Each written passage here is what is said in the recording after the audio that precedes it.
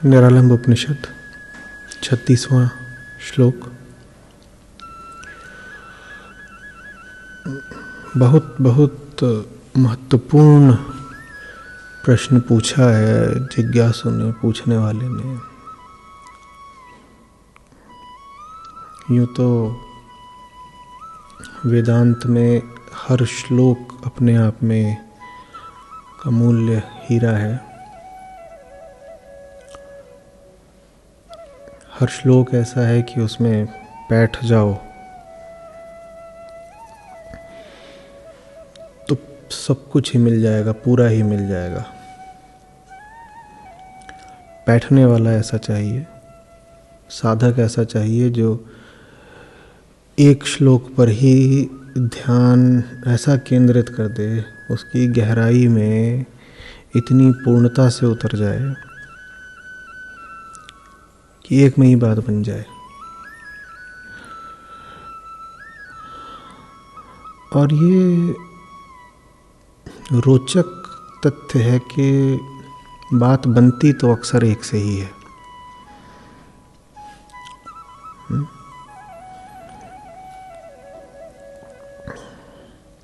वो एक आपके लिए आज भी हो सकता है अगर आप ध्यान बैठा सकें तो।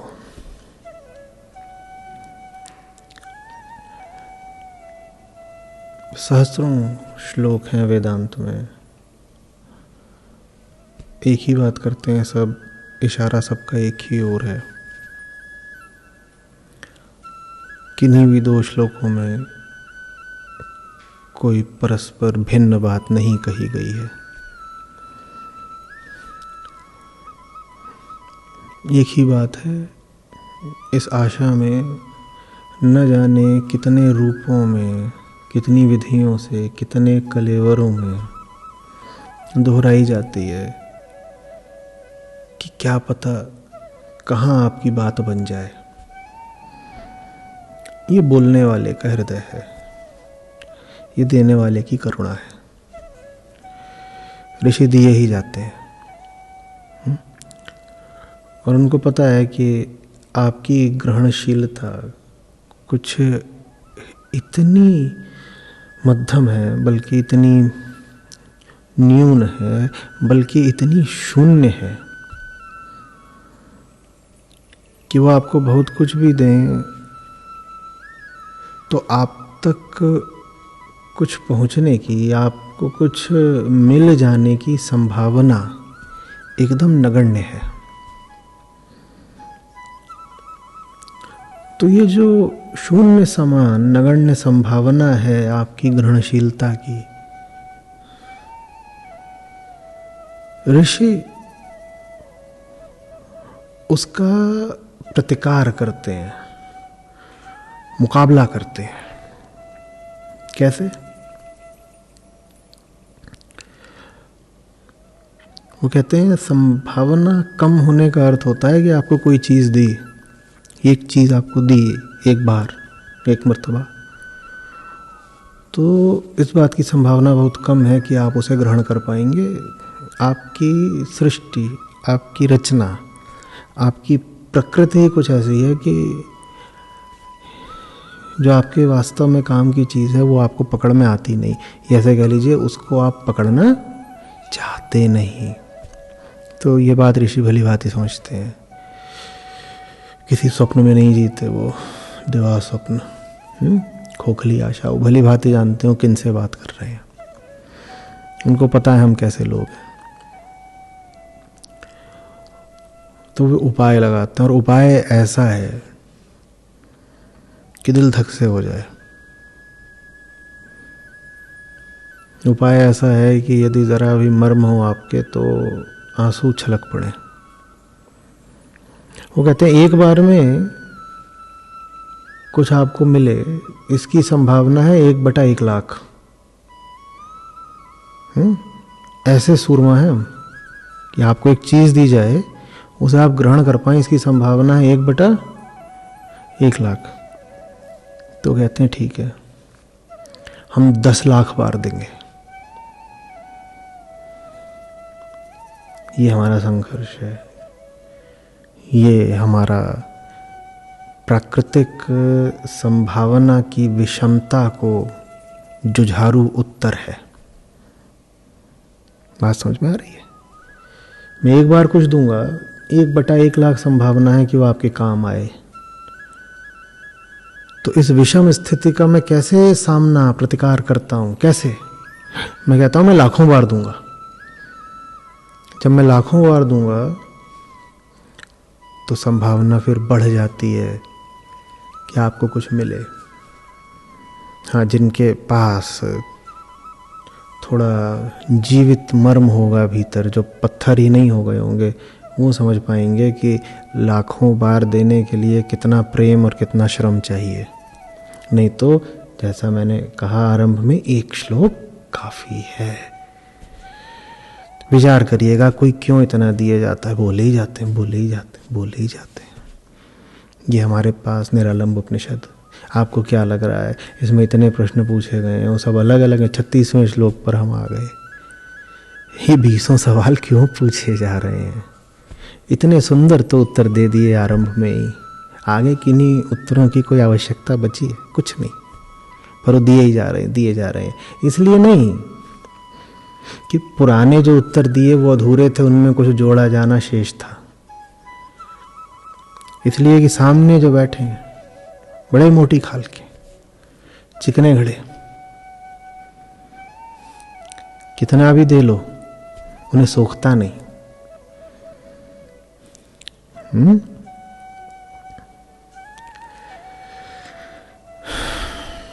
कहें कबीर, काली चादर कैसे चाढ़े रंग,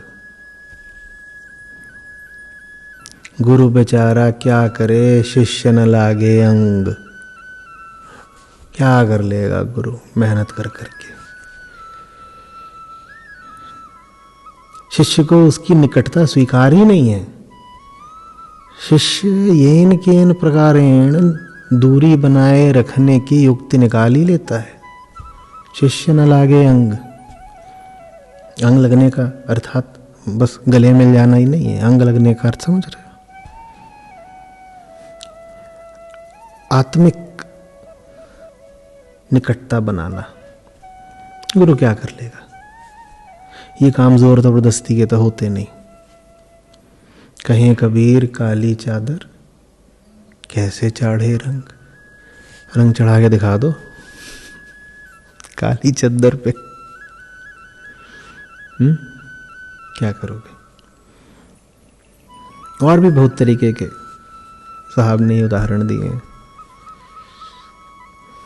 बोलते हैं तुम पत्थर को कितना भी सींच लो, वो फूल थोड़ी उगाते हैं। सींचे जा रहे हैं पत्थर को, सींचे ही जा रहे हैं, सींचे ही जा रहे हैं, नहीं उगते।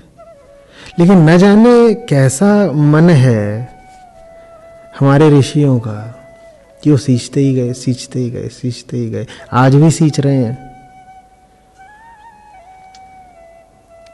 और मूढ़ नहीं है। उनके सींचने के फलस्वरूप कभी कभी फूल खिले भी हैं। वास्तव में जब भी फूल खिले हैं तो इसीलिए खिले हैं क्योंकि किसी ने अपनी जीवन शक्ति, अपने प्राण, अपना लहू लगा दिया है सींचने में। करोड़ों में एक बार खिलता है किसी चट्टान पर फूल, पर जब भी खिला है वो पानी से नहीं खिला है, किसी के खून से खिला है। और किसी एक के खून से नहीं खिला है। न जाने ऋषियों की कितनी पीढ़ियों का योगदान है उसमें। दो बातें साफ समझना, हमारी ठिठाई, हमारी रुखाई,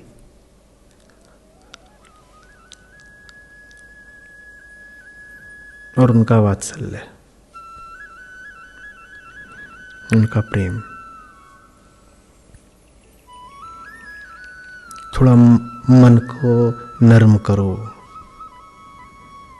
थोड़ा अनुग्रह उठने दो।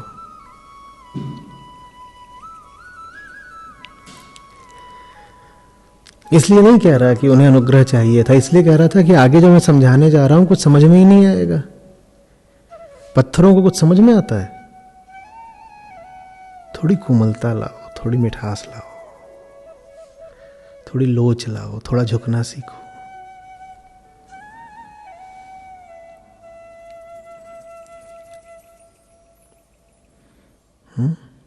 कुछ खुलोगे तो बात अंदर घुसेगी भी।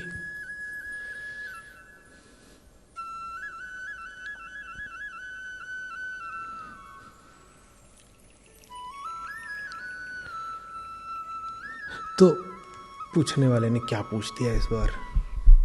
आज पूछ दिया कि सबसे ऊंची बात बता दो। यही सवाल है आज का। परम पद क्या है? क्या सवाल आज का? परम पद क्या है? परम पद क्या है? पद माने स्थान, परम माने सबसे ऊंचा। परम माने सबसे ऊंचा नहीं होता। ये संस्कृत भाषा का सौंदर्य और गौरव है। परम माने होता है अलग, पर माने अलग, और पर माने सबसे ऊंचा भी। दोनों बातों को मिला के बताओ क्या मिला? जो अलग है वही ऊंचा है।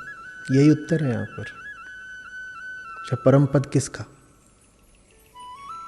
जो अलग है वो ऊंचा है। किससे अलग है वो अब सुन लो। प्राण, इंद्रिय, अंतःकरण आदि से भिन्न, इनसे अलग।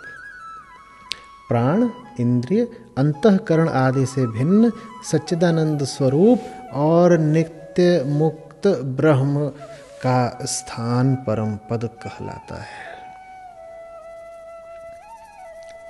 ब्रह्म को तो एक बार अलग भी रख दो, क्योंकि बात तो परे हो की हो रही है ना।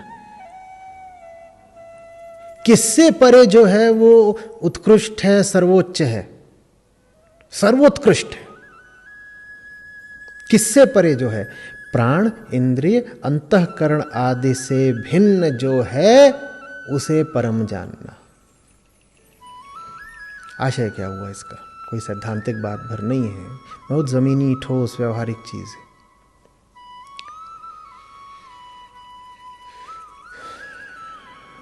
जो कुछ भी तुम्हारे मन में चल रहा उसे गंभीरता से मत ले लेना। वो बहुत कोई ऊंची चीज नहीं हो सकती।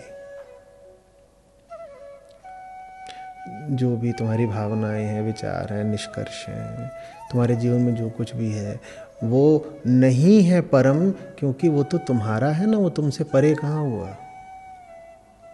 जो तुमसे अलग है, जो तुमसे पराया है, जो तुमसे आगे का है, जो तुमसे थोड़ा अतीत है, वही परम है। जो कुछ भी ऐसा है कि छू सको तुम उसे परम मत मान लेना।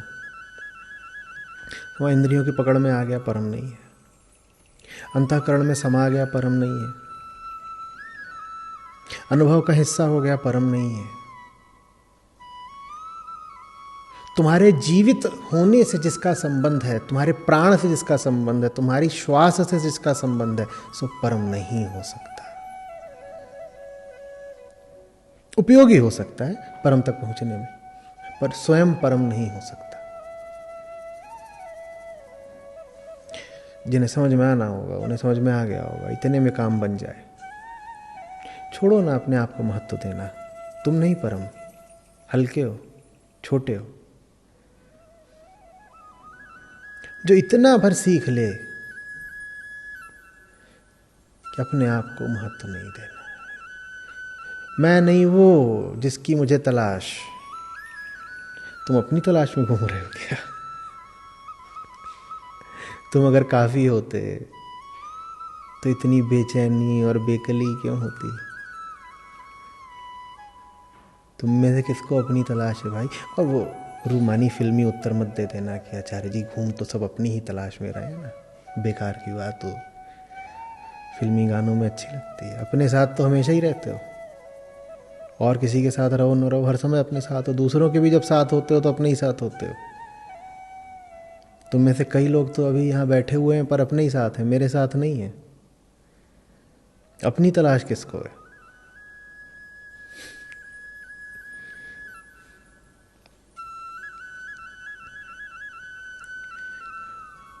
इतना सा संदेश है इसका। तुम महत्वपूर्ण नहीं हो। स्वयं को हल्के में लेना सीखो, स्वयं को पीछे छोड़ना सीखो।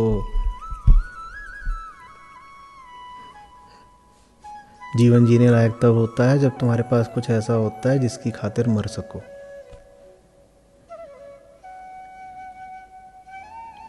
और जीवन का उद्देश्य बस यही है कि अपनी जिंदगी बचाए बचाए फिरो।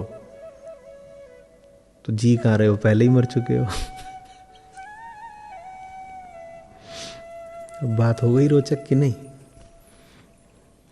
जो मर सकते हैं वो जिंदा है, जिनके पास कुछ ऐसा है जिसकी खातिर मरा भी जा सकता है, वो जिंदा है। और जो जिंदा ही रहने के लिए जिंदा है वो पहले ही मर चुके हैं।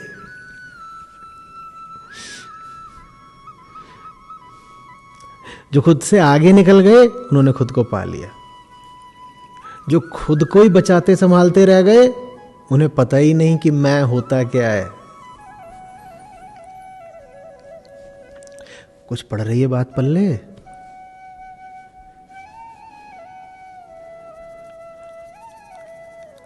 फिर दोहराता हूं, तुम नहीं हो वो जिसकी तुम्हें तलाश है। तुम तो बोझ हो अपनी जिंदगी का, ऐसा बोझ जो लेकर ही पैदा हुए थे और जो पंच तत्वों के संयोग से और बढ़ता ही गया।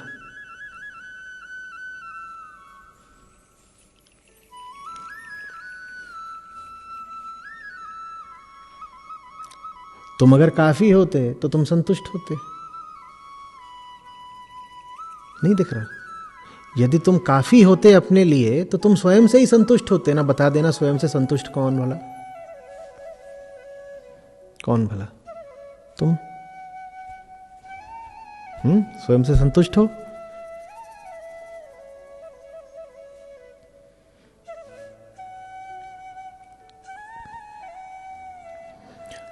न तुम काफी हो न वो काफी होगा जो तुम्हारे मन में समा सकता है।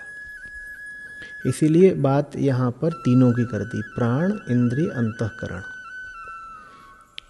न तुम्हारी सांस काफी है, न तुम्हारी देह काफी है, न जो तुम्हें अभी अनुभव हो रहे हैं अपनी इंद्रियों से उनसे बात बनने वाली है, न वो अनुभव जो तुम्हें अतीत में हो चुके हैं या जिनकी तुम आगे के लिए कल्पना कर सकते हो उनसे बात बनेगी। इस पिंड से बात बननी नहीं।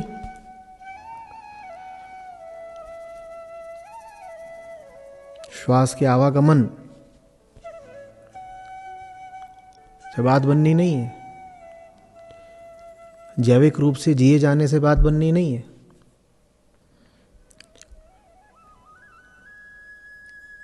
इधर उधर जा करके भोग के जो अनुभव ले सकते हो उससे भी बात बननी नहीं है।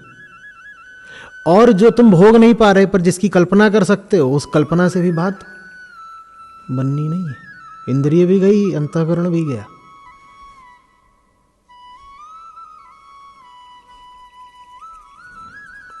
तो किससे बात बननी है? बस इससे नहीं बननी है। तभी तो वेदांत लोकप्रिय नहीं हुआ भाई। बताते ही नहीं है बननी है किससे। हम छटपटा जाते हैं, हम कहते हैं हमें नहीं बताओ किससे बननी है। दूर का भी हो तो बताओ, महंगा भी हो तो बताओ, अप्राप्य हो दुष्प्राप्य हो, जो कठिनाई हो बताओ तो, लेकिन बताते ही नहीं, चुप हो जाते हैं। जब बहुत जिद कर लेते हो तो कह देते हैं ब्रह्म। ब्रह्म भी मजबूरी में कहना पड़ता है। चुप रह जाए तो तुम गुस्सा हो जाओगे। हाँ, ये अलग बात है कि ब्रह्म भी फिर झुंझुना बन जाता है। हम कहते हैं ब्रह्म ब्रह्म ब्रह्म, कोई अपना नाम रख लेता है ब्रह्मलाल।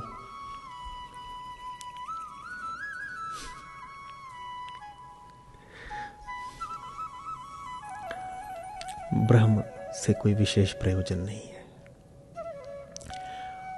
परता से विशेष प्रयोजन है, अलग होने से, बियॉन्डनेस से प्रयोजन है। जो अपनी आंखों में धूर्तता लिए बैठे हो, ये जो सब आत्म केंद्रित चतुराई लिए बैठे हो, जिंदगी तो उनके लिए है जो स्वयं से मुक्त है, उसी को निर्मलता कहते हैं। मल माने कौन? जो तुम हो उसको मल कहते हैं। तभी तो जो आध्यात्मिक किस्म के थोड़े अभिभावक होते थे वो अपने बच्चों के नाम ऐसे रखते थे, राघव मल, क्योंकि तुम ही तो मल हो। जो स्वयं को त्याग दे वो निर्मल हो गया। निर्मलता की परिभाषा और कुछ नहीं है। जो नहीं बचा वो निर्मल है, जो है ही नहीं वो निर्मल है। क्योंकि मल माने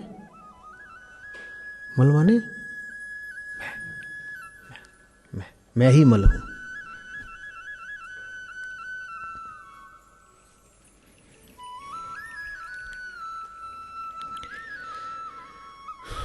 कुछ आ रही है बात समझ में? पाने वगैरह का खेल नहीं है ये। जो पाना भी है वो इसीलिए पाना है क्योंकि खुद को घटाना है।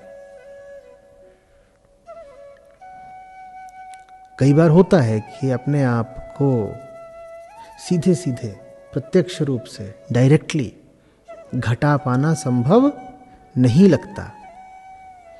तब व्यक्ति कुछ ऐसा करता है जो विधायक हो, जो प्राप्ति सूचक हो, जो एफर्मेटिव हो।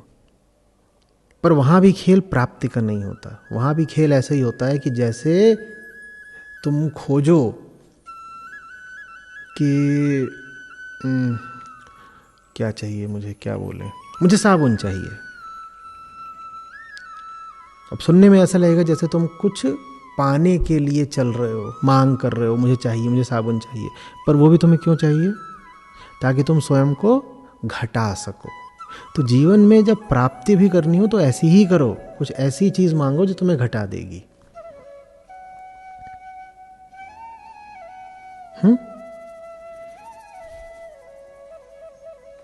आ रही बात समझ में? नील कटर है, ऐसी चीजें मांगा करो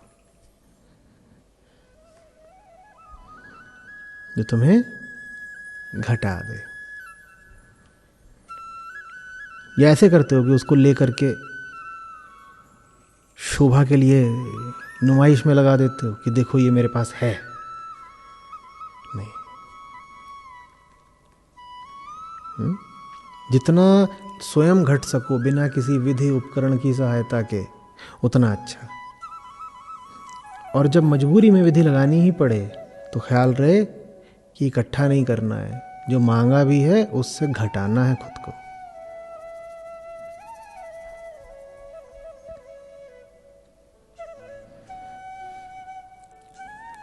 आ रही बात समझ में? सच्चिदानंद स्वरूप ब्रह्म को ये मिठाई है, कुछ नहीं।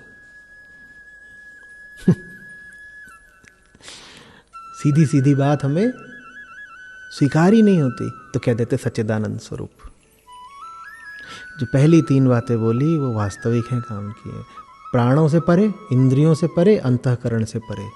अब जहां इतना बोला तहां सामने जो बैठा हुआ था बच्चा, शिष्य, जिज्ञासु, वो गया थोड़ा घबरा। और इतनी देर में ऋषि तो ऋषि, इन्होंने उसकी आंखें पढ़ ली और घबरा रहा है। कहते सबसे परे, अब मेरा क्या होगा? भाई उस जमाने में तब की तरह के इंस्टाग्राम वगैरह होते थे। नए नए जिज्ञासु युवा शिष्य, उनके भी अपने अरमान होते थे, तो घबरा जाते थे जब ज्यादा बोल दो परे वगैरह।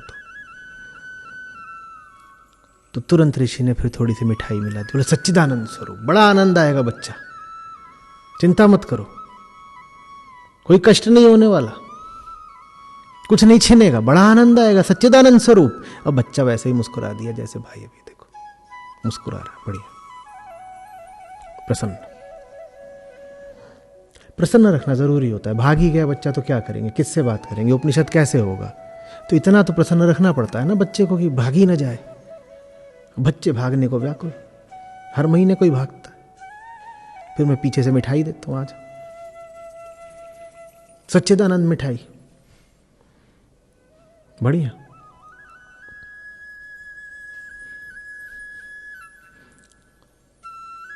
जय सच्चिदानंद।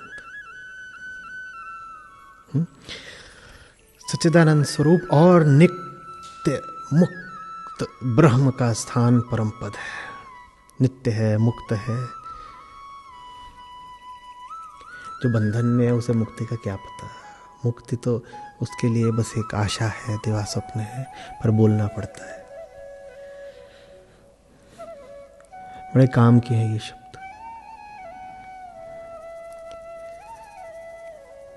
मुक्ति यदि चाहिए तो उसमें मुक्ति शब्द का बड़ा महत्व है। मुक्ति शब्द मुक्ति नहीं है, पर मुक्ति शब्द के आकर्षण के बिना,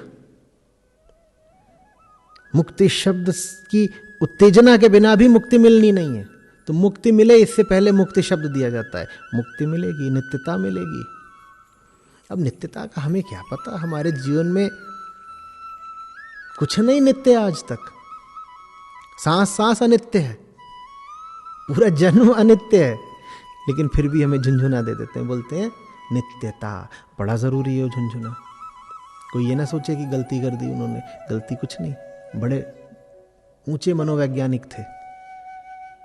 एक एक बात सोच समझ के बोली, एक एक शब्द तराशा हुआ है।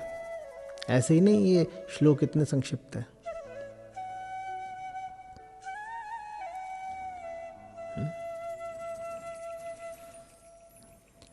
अब शिष्य प्रसन्न हो गया, बोला सच्चिदानंद मुक्त नित्य, ठीक, ब्रह्म, ब्रह्म परम पद कहलाता है। अच्छी बात है, आवश्यकता है। नहीं तो बात इतनी सही हो जाएगी कि झेली नहीं जाएगी। बात में कोई खोट नहीं, बात को नहीं झेलना है, बात को हमें झेलना है ना। बात को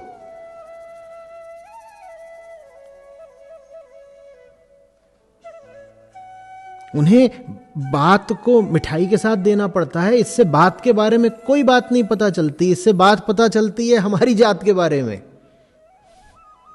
हम कैसे हैं कि सच्चाई भी हमें, ये बात है ना, हमारी जात है। जात माने जिसने जन्म लिया, हमने जन्म लिया है ना। जिसने जन्म ले ही लिया उसे कैसे नित्यता समझ में आएगी। जन्म लेते ही अनित्य हो गए ना तुम। नित्य तो जन्म लेता नहीं। तो जो जात है उसके लिए अजात की बात समझना ही टेढ़ी खीर। मिठाई समझ सकता है तो मिठाई दे दी जाती है। समझ में आ रही है बात? कुल बात इतनी सी है, होश में रहो और थोड़ा सर झुका के चलो। और समसामयिक भाषा में बोलूं तो औकात में रहना सीखो।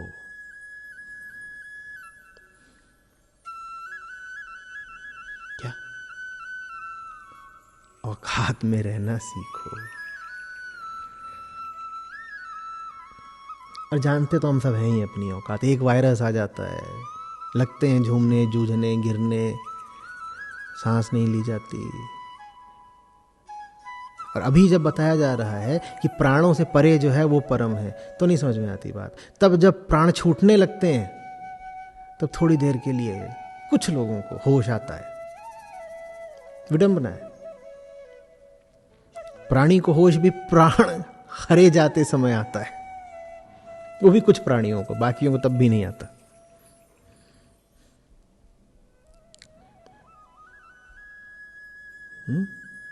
ओस की बूंद जैसा व्यक्ति का जीवन, कितना गुमान,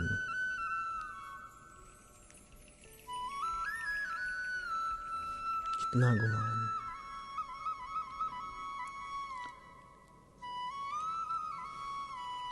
समुद्र की लहरों जैसे हमारे रिश्ते, हमारे विचार, हमारी भावनाएं क्या सार्थकता?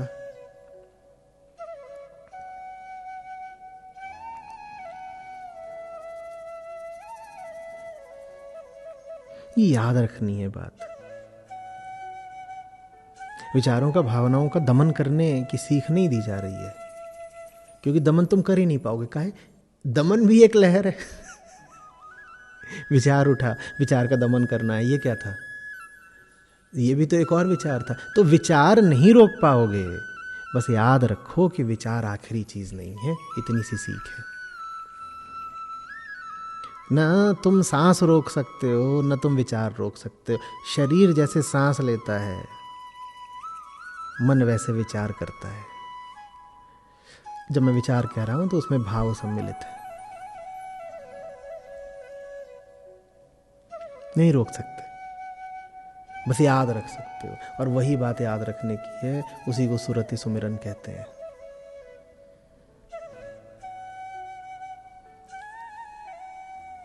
बुरा क्या है मान लेने में कि छोटू हूं मैं? जो मान लेता है वो छोटू है, उसे बड़े बोझों से आज़ादी मिल जाती है और एक बहुत बड़ी गोद भी मिल जाती है।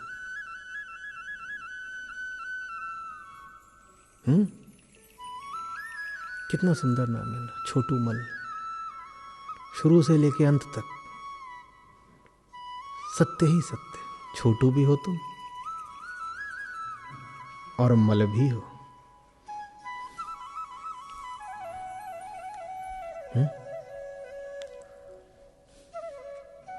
पर नाम अपने ऐसे रखते हैं, हिमालय, विशाल, नगपति, आकाश।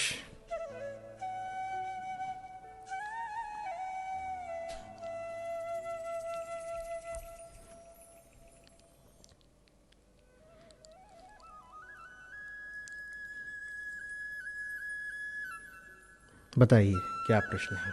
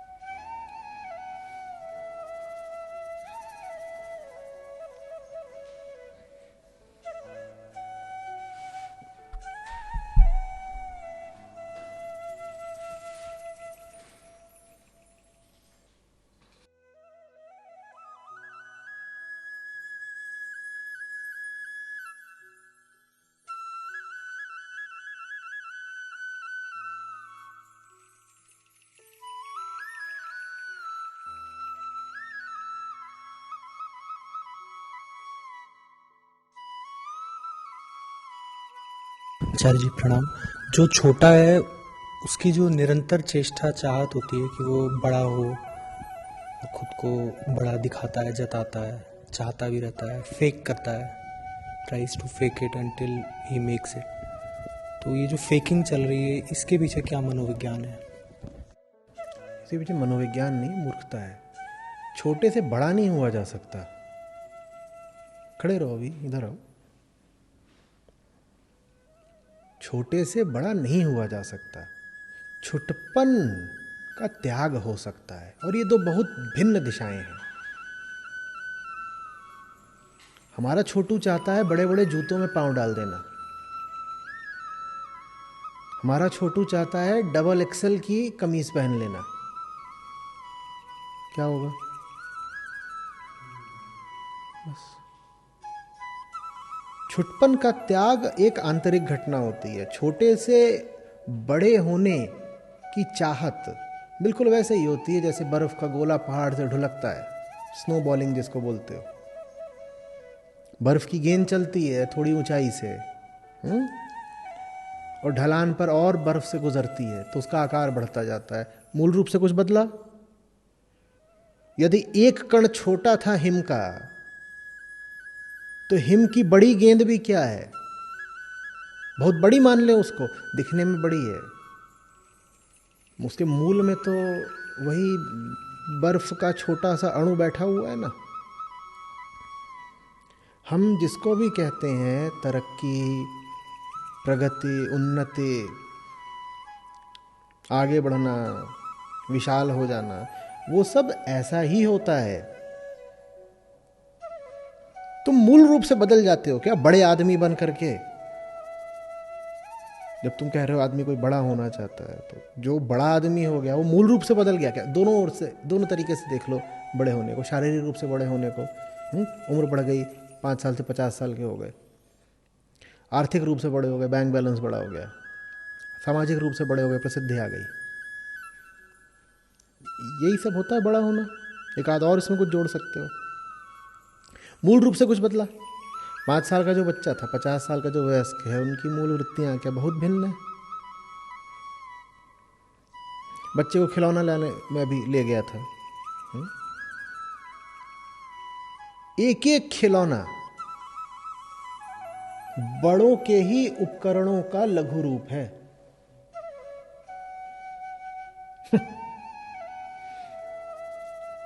एम्बुलेंस है, एक फायर व्हीकल है, एक ट्रेन है, एक रॉकेट है, एक गन है। यही सब मिल रहा था खिलौनों की दुकान पे। भतीजा मेरा हेनलीज की दुकान थी, उसको लेके गया, यही सब मिल रहा था। मैंने कहा इसमें से कुछ भी ऐसा नहीं जो छोटा हो वास्तव में। इसमें से एक एक चीज वो है जो 50 साल वालों की है, बस आकार में उसको छोटा करके 2 साल के बच्चे को थमा दिया। 5 साल वाले और 50 साल वाले में बड़ा क्या हुआ मुझे बताओ। हम नहीं समझ पाते ना, आयामगत भिन्नता जैसी कोई चीज हमारे खोपड़े में आती ही नहीं है। फिर वही आर्थिक प्रगति की बात है, कुछ और शून्य जोड़ दिए गए आपके खाते में, उससे वास्तव में कुछ बदल जाता है क्या? और मैं कोई शायरी वगैरह नहीं कर रहा हूं, मैं पैसे का महत्व तो भली भांति जानता हूं, पर मैं आपसे पूछ रहा हूं, आप जब 20-22 साल के थे तो एक संख्या होती थी जो आपको किंचित संतुष्ट कर जाती थी, और आप जब 32 के हुए तो वो संख्या आपको बहुत छोटी पड़ने लग गई। असंतुष्ट आप तब भी होते 22 में अगर वो संख्या नहीं मिलती। 32 में एक दूसरी संख्या है जो आपको असंतुष्ट कर रही है, 52 में एक तीसरी संख्या होगी। खेल तो वही संतुष्टि असंतुष्टि का ही है ना। बदल क्या गया? संख्या बढ़ती रही, आप तो वैसे के वैसे ही रहे।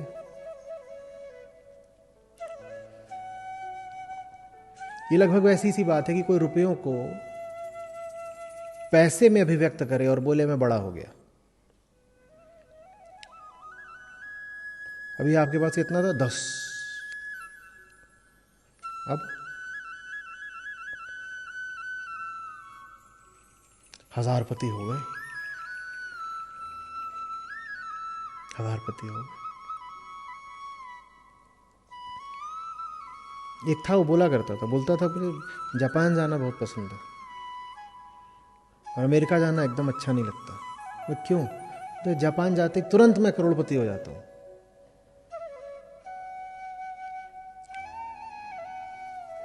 अमेरिका जाते बड़ा कटा कटा घुटा घुटा सा लगता है, कम हो गया।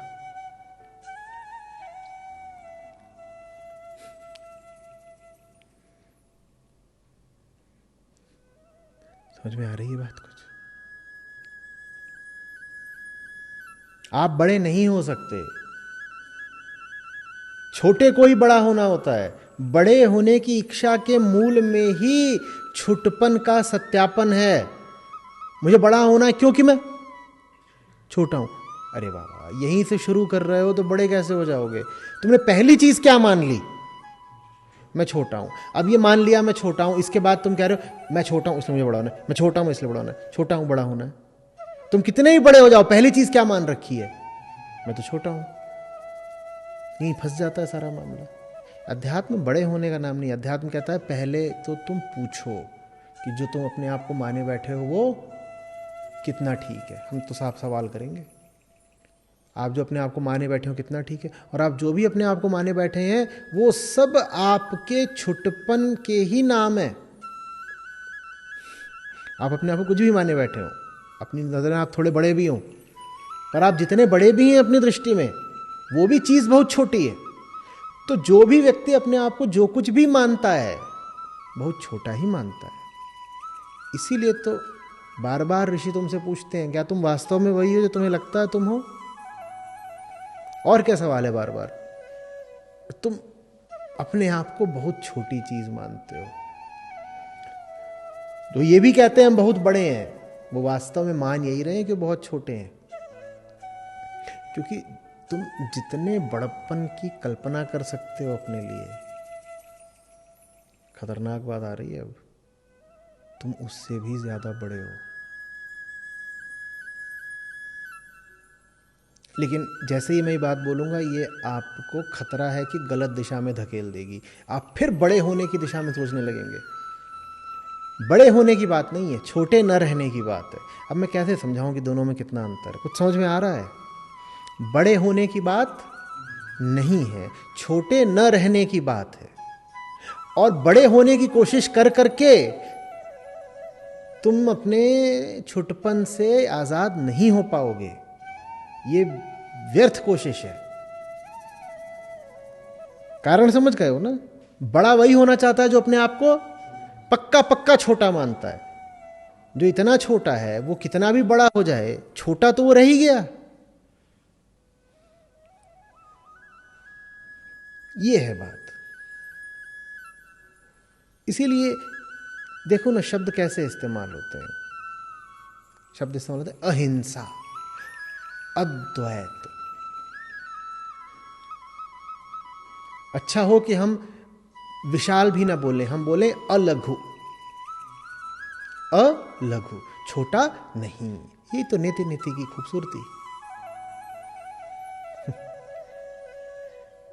सदा नकार में बात करो।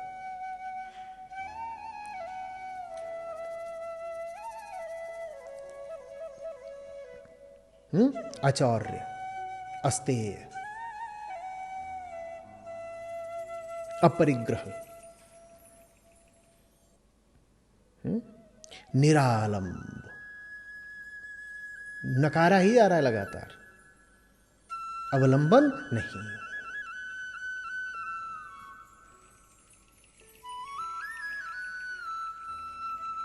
कुछ आ रही है समझ में बात? निर्मलता, निर्दोषता, निष्कपटता, ये जितनी मैंने बातें बोली इन सब में क्या साझा? नकार। इसी तरीके से अलघुता, बड़ा नहीं, बस छोटा नहीं। जो बड़ा है वो तो बहुत छोटा है, मैं बस छोटा नहीं। बड़े होने से मुझे कोई मोह नहीं, ऐसी कोई आस नहीं कि बड़े हो जाएंगे, बस छोटे नहीं है। क्या तुम बड़े हो? वो तो पता नहीं, बस छोटे नहीं है।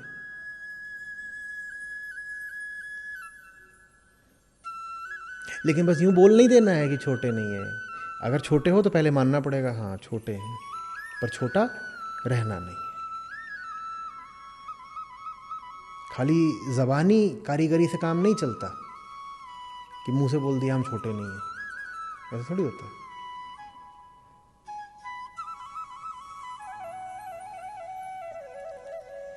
इसीलिए कठिन पड़ता है ना। अपने खिलाफ जाना, यही मूल में है अध्यात्म के। कठिन पड़ता है लोगों को। कुछ बचा?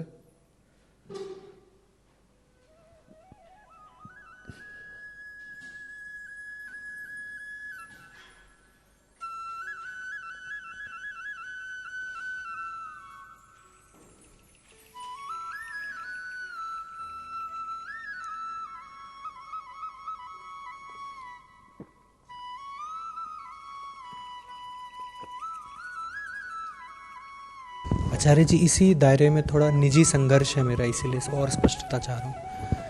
जो छोटू मल है उसे ही याद रखना है कि वो छोटा नहीं है। उसे याद रखना है छोटू मल होकर के कितनी उसने चोट खाई है, रोज पिटता है, इतना घुटता है, काहे को छोटू मल रहना है। लेकिन फिर भी ये याद रखना जरूरी है कि हूं तो मैं छोटू मली, पर छोटू मल रहना नहीं है। हूं तो मैं छोटू मली, और इसीलिए तो स्वयं के विरुद्ध संघर्ष है, क्योंकि मैं नहीं तो स्वयं से लड़ने की जरूरत क्या थी। मैं छोटू मल हूं, इसीलिए मैं खुद को पसंद नहीं करता। और साथ ही साथ चूंकि मैं उस छोटू मल के खिलाफ लड़ने का हौसला दिखा सकता हूं, इसीलिए मैं अपने आप को बहुत पसंद करता हूं। लेकिन पसंद मैं अपने आप को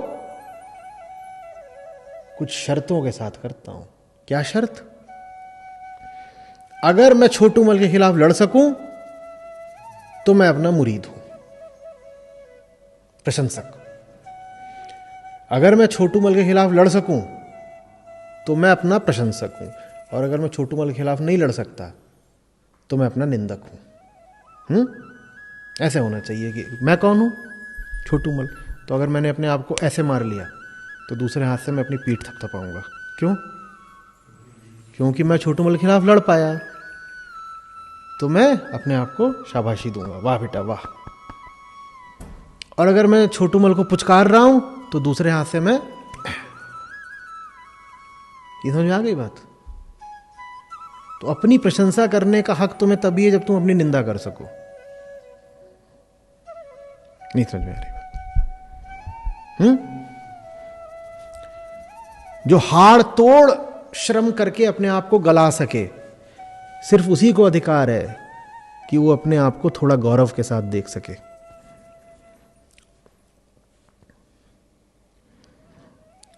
अपना निंदक होना आवश्यक है, अपना प्रशंसक होना शर्तों के साथ आता है। निंदक होने में कोई शर्त नहीं, वो चीज तो बेशर्त है, क्योंकि निंदा के लायक तो हम हैं ही हैं। तो निंदा तो हम कभी भी कर सकते हैं अपनी। हां बोलो, अभी करनी अभी कर देंगे, हम चीज ही ऐसी है। जब बोलो तब तैयार हैं अपने दुर्गुण देखने के लिए। सारे गुण ही हमारे दुर्गुण हैं। तो निंदक तो हम अपने निरंतर हैं। हां, जब कभी हम इस निंदनीय चीज की निंदा ईमानदारी से कर पाए, इसको टक्कर दे पाए, इसको थोड़ा हिला गिरा मिटा पाए, तब उस दिन हम अपने आप को यह भी कर देते हैं, अच्छा किया। यहां पर बात लगातार अपनी भर्त्सना करने की नहीं हो रही है। यहां पर बात हो रही है कि अगर अपनी प्रशंसा करना चाहते हो तो किन शर्तों पर करनी है।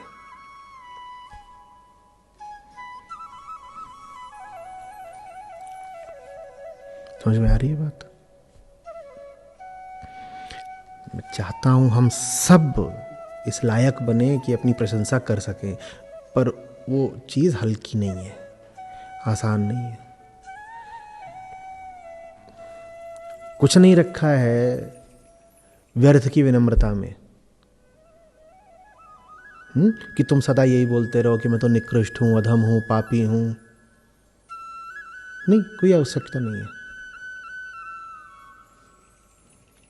एक पल आ सकता है जब आप हुंकार करके बोलो, अनलहक हूं मैं, असली सच्चा हूं मैं, अहम ब्रह्मास्मि।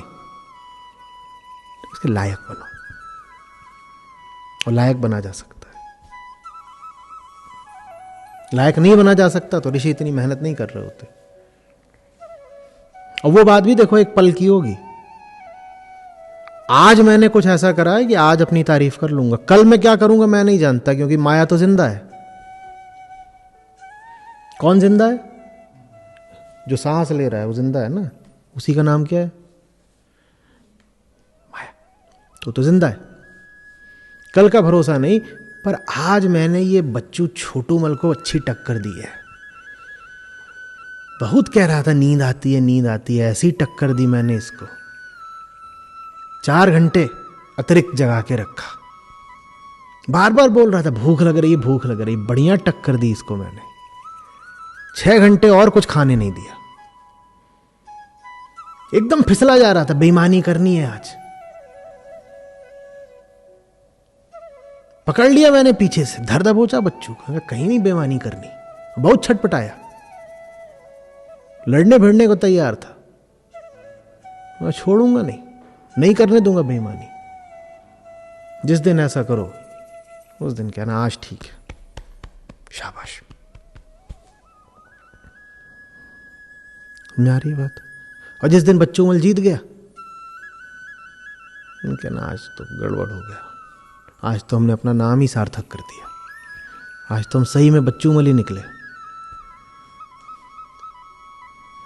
दुनिया यूं ही हमें गलत नाम से नहीं बुलाती, लोग हमें बोलते हैं बच्चू मल, सही ही बोलते हैं। आज तो हमने साबित ही कर दिया कि हम बच्चू मल ही हैं।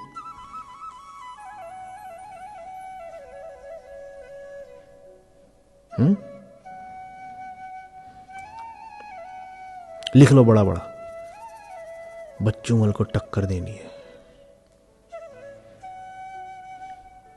बच्चू मल तेरी तो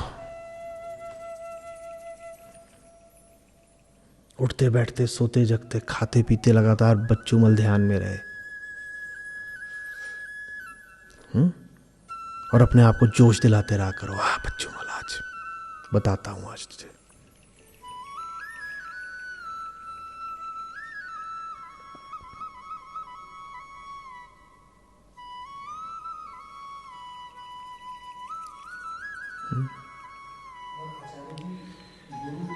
आचार्य जी, गुरु को हमारी निंदा इसीलिए करनी पड़ती है क्योंकि हमारी जो एग्जिस्टेंशियल ड्यूटी है कि हम बच्चू मल की निंदा खुद करें, वो हम नहीं करते हैं, इसीलिए उनको करनी पड़ती है। वो निंदा नहीं है, वो यथार्थ है।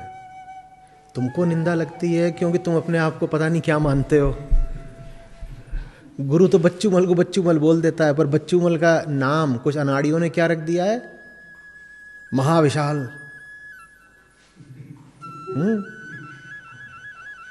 आकाशानंद।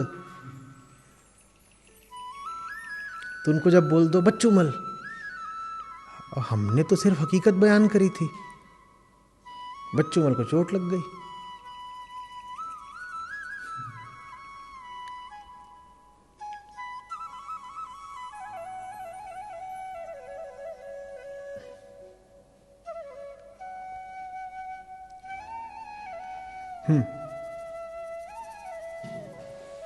काम करते समय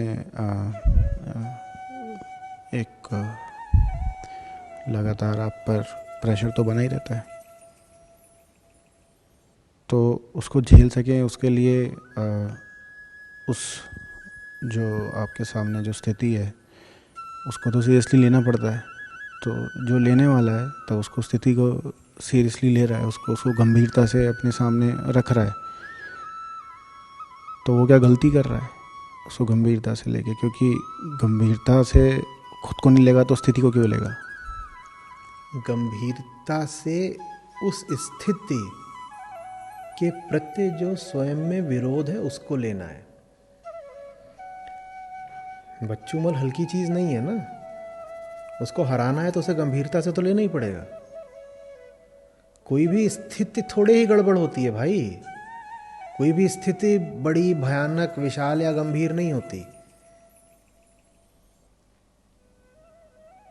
गंभीर होती है उस स्थिति के आगे बच्चू मल की विवशता। स्थिति थोड़ी गड़बड़ होती है। 5 किलो का वजन उठाना है, तुम्हारे लिए गंभीर स्थिति है? नहीं है। 3 साल का बच्चा है उसके लिए तो वजन गंभीर था, या बच्चू मल का छुटपन गंभीर है? गंभीरता से किसको लेना है, वजन को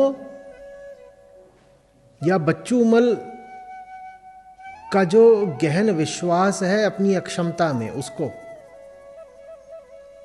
क्योंकि बच्चू मल ही है वो 3 साल वाले, उनको कोई काम आ जाए सामने तो अरे बड़ी गंभीर भयानक स्थिति आ गई, हमसे तो होगा ही नहीं, वो स्थिति को भयानक बोल देते हैं। जबकि बात यह है कि स्थिति होती सब 5 ही किलो की है, लेकिन तुम अपने आप को माने बैठे हो छोटू सा। छोटू मल हूं ना मैं, 3 साल का छोटू मल हूं, तो 5 किलो वजन देख के भी मैं कह देता हूं अरे बाप रे बाप क्या आफत आ गई। तो गंभीरता से तो लेना है, किसको लेना है, 5 किलो के वजन को या लगातार गंभीरता से लेना है बच्चू मल को।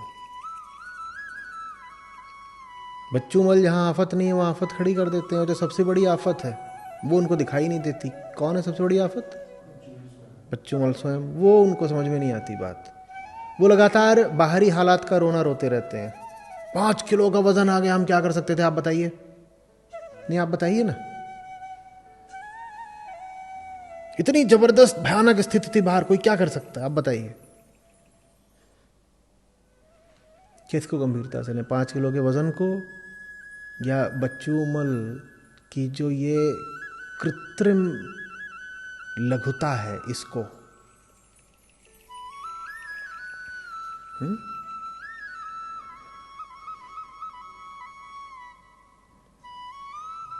तो गंभीर तो रहना ही है, अपने पक्ष में नहीं,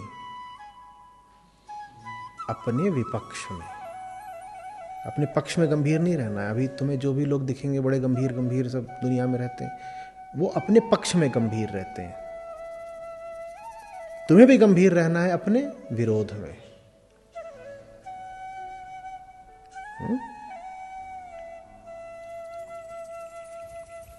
बस इसके ऊपर ही एक छोटा सा और सवाल था कि जिस यंत्र को हम इस्तेमाल कर रहे हैं, जिससे हम अपने ही छुटपन से लड़ने की कोशिश कर रहे हैं, हमारा अपना मन, उसी का इस्तेमाल हमारा अपना मन भी कर रहा है अपने छुटपन को बचाने के लिए। तो जहाँ तक विवेक की बात है कि आप इस विवेक के साथ आगे बढ़ सकें, कि आप समझ पाएँ कि अभी फ़िलहाल जो आवाज़ आप सुन रहे हो, जो आपके मन में चल रहा है, वो बच्चू मल से निकल रहा है, या फिर मतलब ये विवेक की जो शक्ति है कि आप देख पाओ कि ये छुटपन से निकल रहा है आपकी, ये इससे बचा जा सकता है ये। और एक बात है तथ्य कि आप, ठीक है, आप ये कह रहा हूँ कि बच्चे के लिए 5 किलो है, 5 किलो का वज़न असल में आपकी जो ताकत है उस आप संभाल सकते हो। लेकिन अगर तथ्यवश सामने 100 किलो रखा हुआ है, तो तथ्य को नकारना भी तो एक तरीके से नासमझी हो जाएगी। तो ऐसा कैसे कर सकते हैं कि तथ्य भी देखते रहें और फिर बच्चू मल से भी बचे रहें? बच्चू मल का काम होता है लगातार ये कहना कि मैं बच्चू हूं, ताकि उसे वजन उठाना ना पड़े। वजन यदि इस लायक है कि उठाना ही है, तो आप तरीका खोजोगे वजन उठाने का, न कि अपनी अक्षमता की सुरक्षा करने का। बहुत दो अलग अलग बातें हैं। एक बात यह है कि सामने किसी ने 100 किलो ला के रख दिया। अपने साथ मेरा अनुभव ये रहा है कि मैंने आज तक 50 से ऊपर उठाया नहीं है, ठीक है। एक बात ये होती है कि मैं तो छोटा हूँ, मैं बच्चू हूँ, मैं 50 से ऊपर कभी उठाया नहीं है, 100 आ गया है। पता नहीं कौन से ऐसे जालिम लोग हैं, घोर अन्याय कर दिया, सामने 100 किलो वजन रख दिया। इस पूरी बात में मैं कहीं नहीं आता। इस पूरी बात में उन लोगों की दुष्टता आती है जो 100 किलो वजन रख गए हैं। मैं तो बच्चू में ली हूं और 50 का मेरा अनुभव है, 50 उठाता हूं मैं, यही तो मेरी। और मैं तथ्य की बात कर रहा हूं, 100 किलो है। तुम तथ्य की बात थोड़ी कर रहे हो, तुम पूरे तरह से आत्मकेंद्रित बात कर रहे हो। तुम कह रहे हो 100 किलो मेरे लिए बहुत ज्यादा है। ये तथ्य का है, तथ्य का तो बहाना है। 100 किलो मेरे लिए बहुत ज्यादा। मेरे लिए क्यों बहुत ज्यादा है? क्योंकि मैं तो वही हूं ना जो आज तक 50 ही उठाता था। क्या तुम वास्तव में वही हो? वेदांत यही तो पूछता है। और तुम्हें क्या सुख मिल रहा है वही रह करके जो 50 ही उठाता था? क्या सुख मिल रहा है? पर आचार्य जी बहुत मुश्किल है अचानक 50 से 100 में चले जाना। तरीका खोजना, खोजने की शुरुआत करना, ये भी बहुत मुश्किल है। कम से कम रवैया ये रखना कि अपनी अक्षमता को चुनौती देनी है, ये भी बहुत मुश्किल है।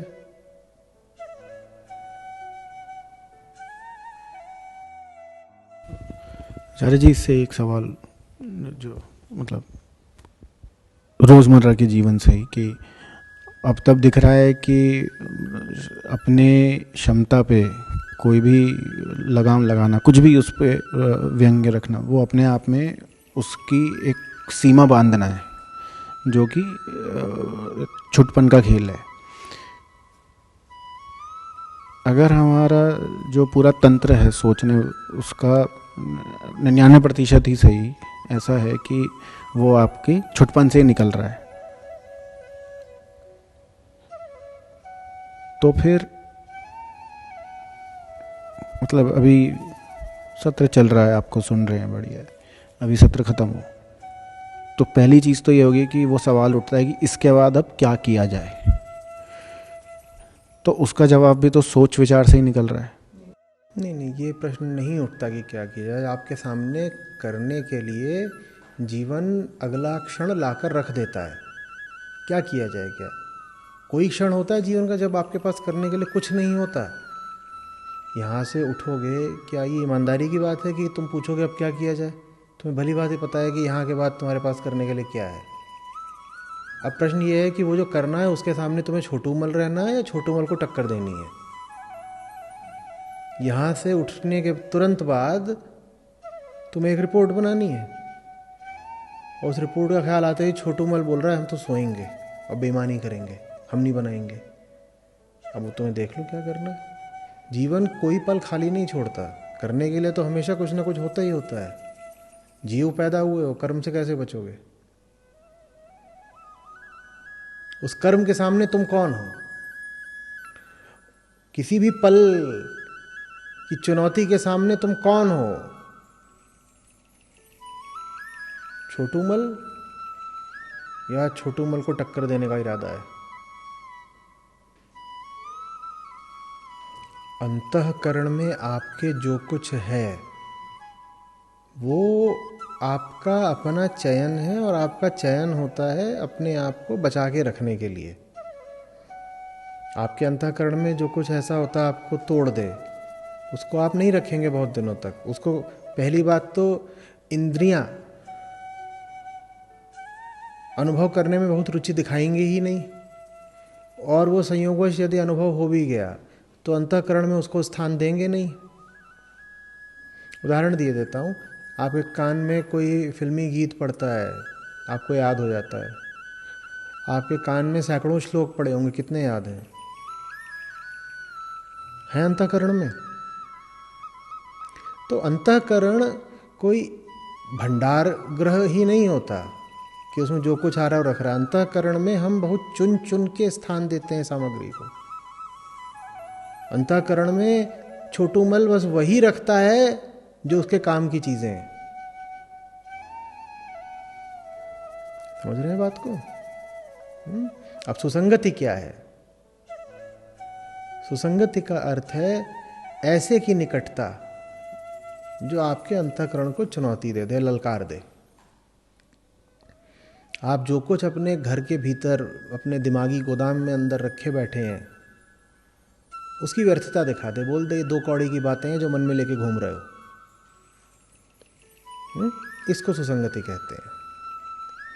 सुसंगति वही है जो आपको आपसे खाली करे। और हम संगति ऐसी ढूंढते हैं जो हमारे ही होने को और जोर और वजन दे, जो हमारे ही जैसा हो, हमारी बातों का समर्थन करता हो, हमें मजे दिलवा देता हो। हम झूठ भी बोले तो कह देता हो सच्चे भाई। ये ऐसी हमें संगति पसंद आती है। सुसंगति इससे काफी अलग होती है। अंतःकरण की सफाई कर देती है। देखिए ऐसे समझिए, हम ज्ञान के अनुग्रह से इतना तो जानते ही है ना कि बच्चूमल की वृत्तियां क्या क्या है, उसके लक्षण क्या क्या है, ये सब इतना तो पता ही है। तो बहुत मुश्किल तो नहीं होना चाहिए ना पकड़ने में कि बच्चूमल की आवाज़ है ये जो उठ रही है अभी भीतर से।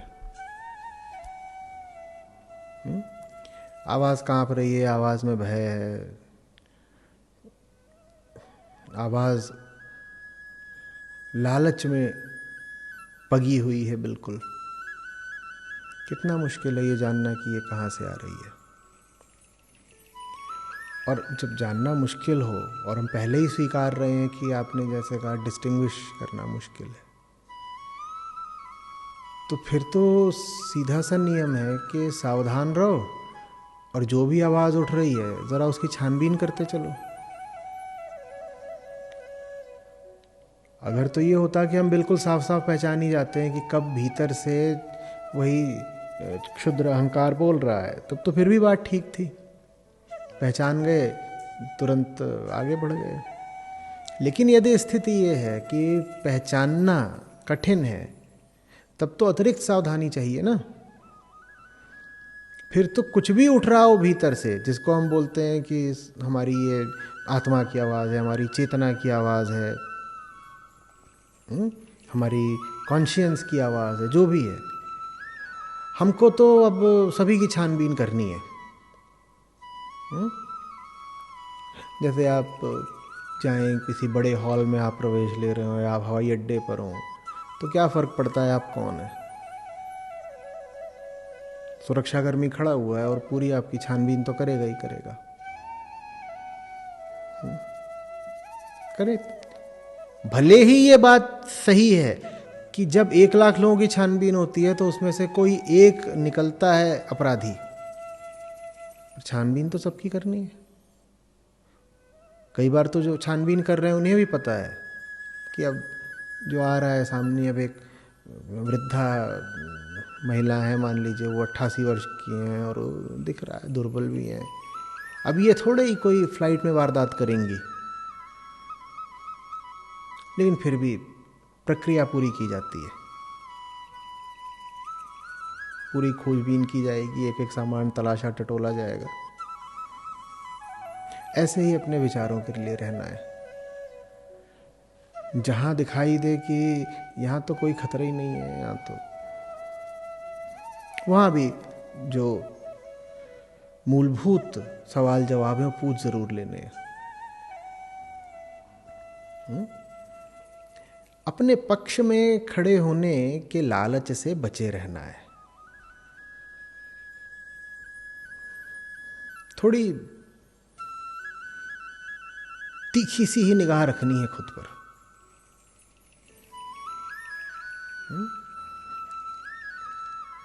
उन आवाजों पर भी नहीं जो पर ही नहीं जो भीतर से उठती हैं, उन उत्तरों पर ही नहीं जो भीतर से उठते हैं, उन प्रश्नों पर भी जिन्हें हम महत्वपूर्ण समझते हैं।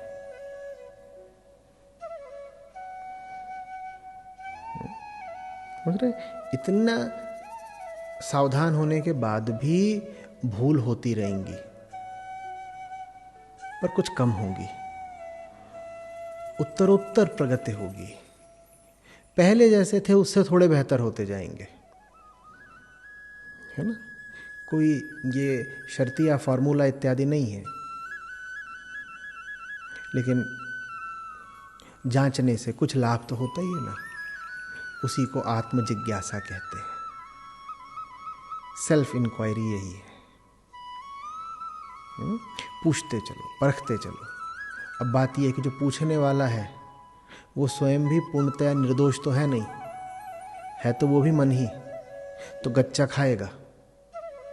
और जिसकी जांच पड़ताल करनी है वो भी बहुत शातिर है, बच्चू मल हल्का आदमी नहीं, तो कुछ ना कुछ दांव खेलेगा। तो बहुत बार ऐसा होगा कि कितनी भी आत्मजिज्ञासा करो फिर भी चूक हो जाएगी। हमें नहीं पता चलेगा कि हमें जो भावना उठ रही थी वो किस केंद्र से उठ रही थी। ऐसा होगा, हमने सोचना चाहा कि अभी मान लीजिए किसी तरफ को जाने का मन कर रहा है, कोई व्यक्ति अच्छा लग रहा है, कोई व्यक्ति बुरा लग रहा है, किसी स्थिति के प्रति राग उठ रहा है। हमने जिज्ञासा करी भी कि ये सब क्या है, किस केंद्र से आ रहा है। कुछ उत्तर आ गया, बाद में पता चला कि नहीं, झांसा था, फंस गए। कोई बात नहीं, आप जिज्ञासा फिर भी करते रहिए। करते रहिए, क्योंकि हम क्या करें, हम विवश हैं, कोई उपाय और है नहीं हमारे पास। ऐसी ही मानवीय स्थिति सबकी, पूछने के अलावा कोई उपाय नहीं। लेकिन जो लोग इस प्रक्रिया पर गंभीरता के साथ, सत्यनिष्ठा के साथ रहते हैं, धीरे धीरे उनकी दृष्टि पैनी होती जाती है। फिर झूठ के लिए मुश्किल होता जाता है उनके सामने से बच निकलना। वो पकड़ लेते हैं, जल्दी पकड़ लेते हैं, पकड़ने की संभावना बढ़ती जाती है। बिल्कुल हुआ, लेकिन आपके पास और कोई विकल्प नहीं है ना। और ये सिद्धांत किसने बता दिया कि इस माया जाल से निकलने के लिए माया जाल से बाहर का कोई उपकरण मिलेगा आपको? मन से बाहर निकलने के लिए मन ही एकमात्र सहारा है। उपनिषद बोलते हैं ना,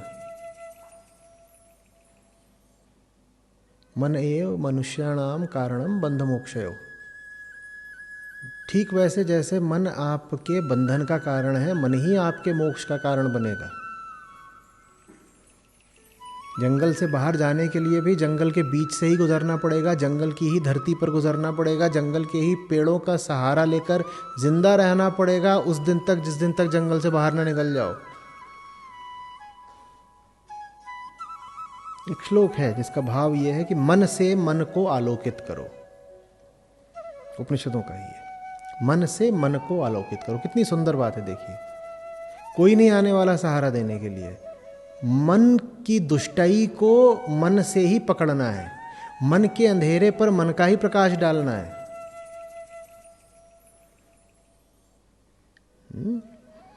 लेकिन जैसा अभी थोड़ी देर पहले मैंने कहा, मन का ही जो प्रकाश मन के अंधेरे पर डालेंगे उसमें कई बार भूल चूक होगी।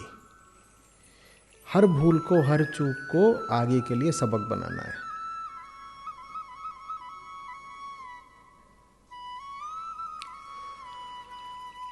देखिए, ब्रह्म की कोई परिभाषा होती नहीं है।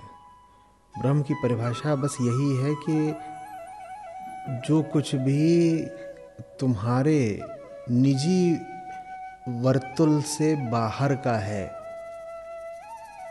उसे ब्रह्म बोल लो, अगर बोलने की बहुत जरूरत लग रही है तो। आपका एक, आपके होने का, आपके अस्तित्व का एक घेरा है, एक वृत्त है, उसे बाहर का जो कुछ है उसे ब्रह्म बोल लो।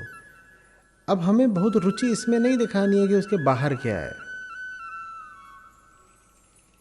उसके बाहर जो है उसमें रुचि न दिखा पाए, इसीलिए बार बार बोल दिया कि बाहर जो है उसकी न कल्पना हो सकती है, न चिंतन, न उसका कोई नाम है, न रूप है, न आकार है, मन सोच नहीं सकता, आंख देख नहीं सकती। इस तरह बोलते हैं ऋषि। इसीलिए बोलते हैं ताकि वो जो बाहर की चीज़ है जिसको ब्रह्म नाम दे रहे हैं उसमें आप बहुत रुचि न दिखाने लग जाए। ब्रह्म में रुचि नहीं दिखानी है, स्वयं के प्रति अरुचि दिखानी है। ये है बात। ब्रह्म में रुचि दिखा के क्या मिलेगा? ब्रह्म बाहर का है, रुचि दिखाने वाला अंदर का है। रुचि दिखाने वाला जो अंदर के चीजें हैं उनमें ही रुचि दिखा सकता है। ज्यादा रुचि दिखाएगा तो ब्रह्म को भी अंदर की ही कोई चीज बना देगा। ब्रह्म का मतलब ही है वो जिसमें तुम रुचि न दिखा पाओ, जो निराला है, जो निराला है, जो आपसे अलग है, निराला है, परे है। और हम उसमें बहुत रुचि दिखाने लगेंगे, उसको परिभाषित इत्यादि करने लगेंगे तो क्या मिल जाएगा? परिभाषा की तो सब वस्तुएं अंदर की होती हैं ना, क्या मिलेगा? तो ब्रह्म तो बस ऐसे ही एक, जो भी आप बोलना चाहें, शब्द है, दे दिया गया है। पर तात्पर्य, ये प्रयोजन ब्रह्म से नहीं है, दुख के निवारण से है। न हो दुख तो क्यों करे कोई ब्रह्म की बात? और बात शुरू ही यहां से होती है कि दुख है, इसलिए हमें जरा दुख का अनुसंधान करने दो। बात क्या है, दुख कहां से आता है? ये बेचैनी, ये तड़प छटपटाहट, ये सब क्या चीजें हैं? समझ रहे हैं बात को? दोनों काम आप कर सकते हैं। ये विधियां होती हैं जो आप कह रहे हैं, वो बहुत एक पुरानी विधि है कि नाम देने से बचो। क्योंकि नाम के साथ एक पूरी कहानी खड़ी हो जाती है, स्मृति का गोदाम बिल्कुल खुल जाता है जैसे आपने नाम दे दिया। तो एक ये भी पुरानी विधि है नाम देने से बच्चों। एक विधि साथ में ये भी हो सकती है कि नाम याद रखो, और इसीलिए याद रखो ताकि उस पर हंस सको। जैसे जब मैं हॉस्टल पहुंचा तो मुझे डराने के लिए बोला गया कि तेरी रैगिंग तो गामा करेगा, तेरी रैगिंग करेगा गामा। गजब बात है, गामा आएगा रैगिंग करने, बोल रहा है ये पकड़ में नहीं आता, ये पकड़ो तो इधर उधर की बातें करता है, कविता सुनाता है, इसकी तो गामा से कराएंगे रैगिंग। मैं चिंता में, तो खास तौर पे गामा बुलाया जा रहा है मेरी रैगिंग के लिए, आज नहीं बचूंगा। गामा बुलाया गया, 5 फीट 2 इंच, 27 किलो। तो इसी तरीके से सुख पर हंसना है कि ये सुख कहलाते हैं। गामा आपके सामने आएगा तो आप क्या बोलेंगे, लो जी ये रहे गामा। वैसे ही अब सुख आया है तो हंसी, ये इनको सुख कहा जाता है, ये सुख है। ये सुख है, ये देखिए। वैसे दुख जब सामने आए तो ये दुख है, इसको दुख मानते हैं, इसको दुख मानते हो, तो दोनों हो सकता है। नीयत साफ होनी चाहिए, साफ नीयत से नाम भुला दीजिए, लाभ हो जाएगा। साफ नीयत से नाम याद रख लीजिए, लाभ हो जाएगा।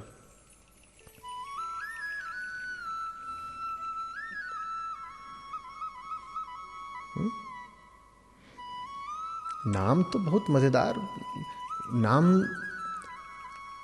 तो कई बार रखे ही इसीलिए जाते हैं ताकि वो अपने से विपरीत की ओर इशारा कर सके, नहीं रखे जाते फिर अद्भुत आनंद आता है। क्या नाम है,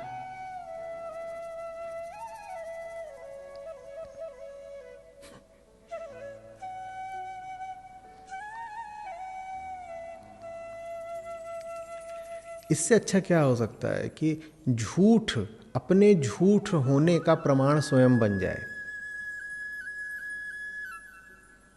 कि झूठ के माथे पे खुदा हुआ वो झूठ।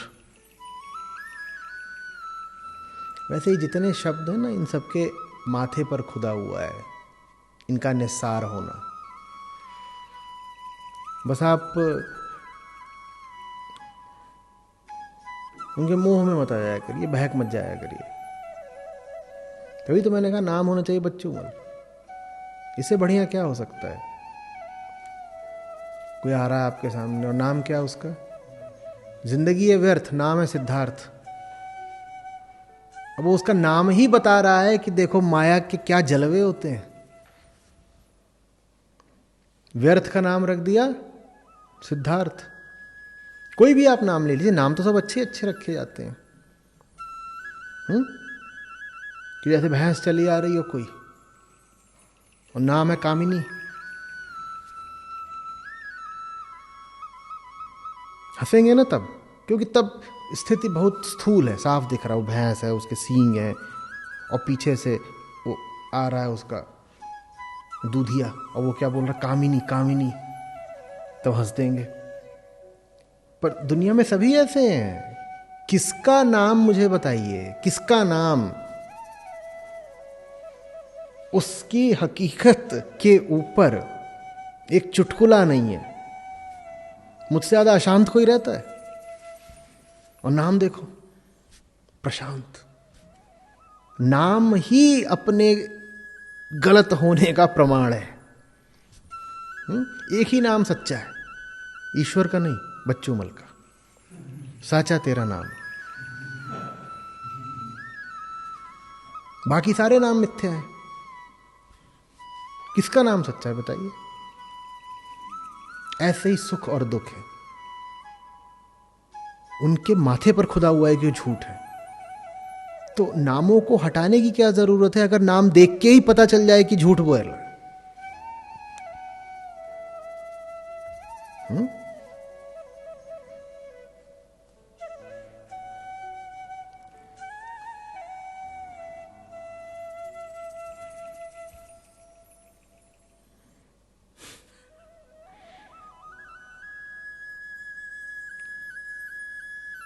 That's it, I think.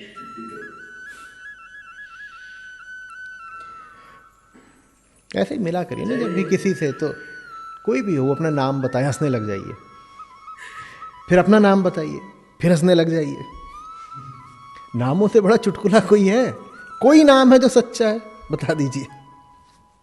आप कहेंगे कुछ नाम सच्चे हो सकते हैं, जैसे मेज है, मेज ये तो सच्चा है नहीं, क्योंकि उसके साथ भी आपने जो मूल्य जोड़ रखे हैं और जो भाव और जो अर्थ और जो कल्पनाएं जोड़ रखी हैं वो सब झूठी हैं। नाम ही प्रमाण है अपनी झूठाई का।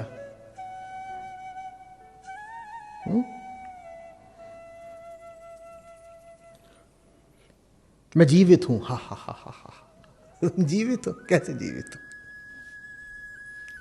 मैं पति हूं, हा हा हा हा। मैं पति हूं? मैं पति कैसे हो सकता हूं? मैं हूं, मैं हूं, मैं कैसे हो सकता हूं? मैं तो हूं ही नहीं। नाम क्या? वो जो पहला संबोधन है मैं, वही कितना बड़ा झूठ है। कोई भी आपके कान में शब्द पड़ा करे वो हंसना शुरू कर दीजिए, चुटकुले ही चुटकुले तैर रहे हैं। ये सब नहीं, ये सब दिमागी फितूर होते हैं। मैं, मेरी बॉडी, उसकी बॉडी अलग, ये वो। देखिए, जीवन के सहज प्रवाह में ही वो तत्व प्रचुरता से मौजूद हैं जिनका उपयोग करके आप आज़ाद हो सकते हैं। उसके लिए कोई अतिरिक्त व्यवस्था या अतिरिक्त सिद्धांतों के निर्माण की ज़रूरत नहीं है। ये जो हम चल रहे हैं, खा रहे हैं, पी रहे हैं, देख रहे हैं, सोच रहे हैं, इसमें ही वो तत्व मौजूद हैं जिनसे आपको फ़ायदा हो जाना है।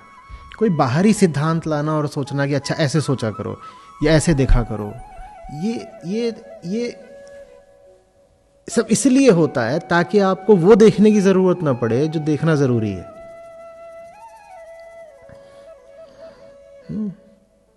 कई लोग आते हैं, वो बोलते हैं हम तो सांस देखते हैं, हम तो सांस देखते हैं। मैं कहता हूं तुम बर्तन नहीं देखते, तुम चूल्हा नहीं देखते, तुम कपड़ा नहीं देखते, तुम अपनी बीवी नहीं देखते, तुम अपनी सांस को नहीं देखते।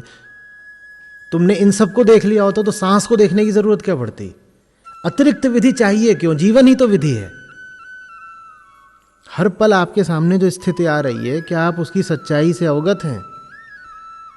उसी को देखिए ना, खेल वहीं पर आगे बढ़ेगा। कहीं ऐसा तो नहीं कि ये सांस वगैरह देखना एक प्रपंच है ताकि जिंदगी में जो चल रहा है वो ना देखना पड़े।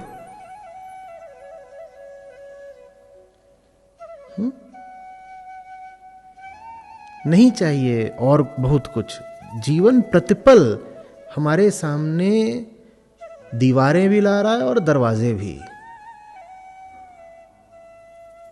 नीयत साफ होनी चाहिए। तो इस प्रश्न के उत्तर में ये जानना चाहते हैं कि बॉडी आइडेंटिफिकेशन क्यों है, ठीक है ना? ये प्रश्न ही बॉडी आइडेंटिफिकेशन से उठ रहा है, ठीक है?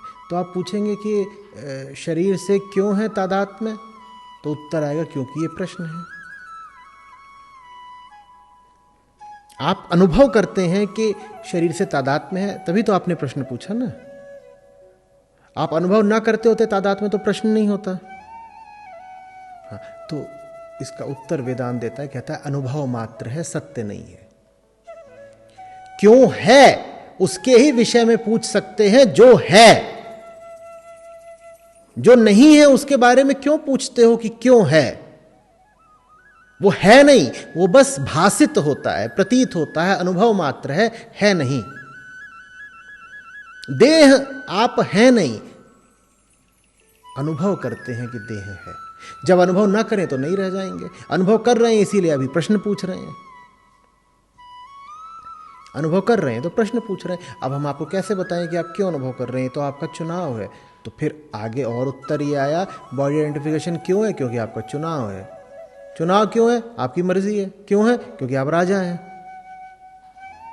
तो आखिरी जवाब ये है कि आप राजा हैं। आपके पास इस चुनाव का अधिकार है ना कि आपको क्या बन के रहना है। अभी आपको शरीर बन के रहने में कुछ आ रहा होगा मजा, तो आप शरीर बन के रह रहे हैं, इसलिए है। वेदांत आपको ये सहूलियत देगा ही नहीं कि कह दे कि किसी भगवान ने आपको ऐसा बना दिया इत्यादि इत्यादि। सारी बात आप पे ही लाके डाल देनी है। मैं देह से क्यों जुड़ा हूं, क्यों मेरा देहाभिमान सघन? अच्छा लगता होगा आपको, अपनी अपनी मर्जी, किसी को कुछ पसंद, किसी को कुछ पसंद, आपको देह पसंद है। बस इसी तरह का उत्तर है नहीं। आपका चुनाव है, आपका चुनाव है, इसलिए आपको ऐसा अनुभव होता है। आपके सब अनुभव और उनमें जो आप अर्थ भरते हैं, आपके चयन की छाया मात्र है। उनके बारे में ऐसे नहीं कहना चाहिए कि ऐसा क्यों है।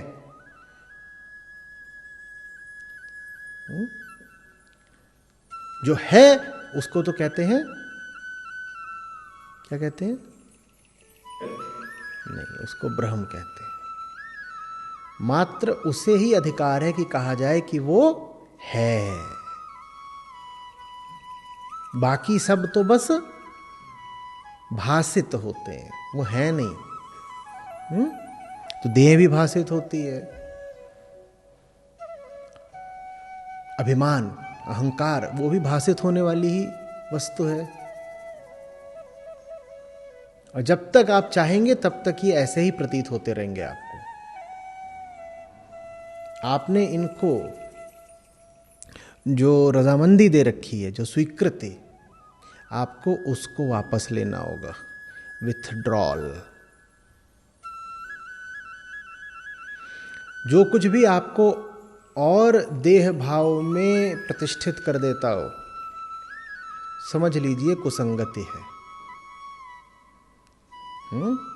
जहां हो करके आप मिठाई के सामने खड़े हैं, आप पूरे ही देह बन जाते हैं। आप किसी ऐसे के सामने खड़े हैं कि वो मौत से डरा रहा है आपको, आप पूरे ही देह बन जाते हैं।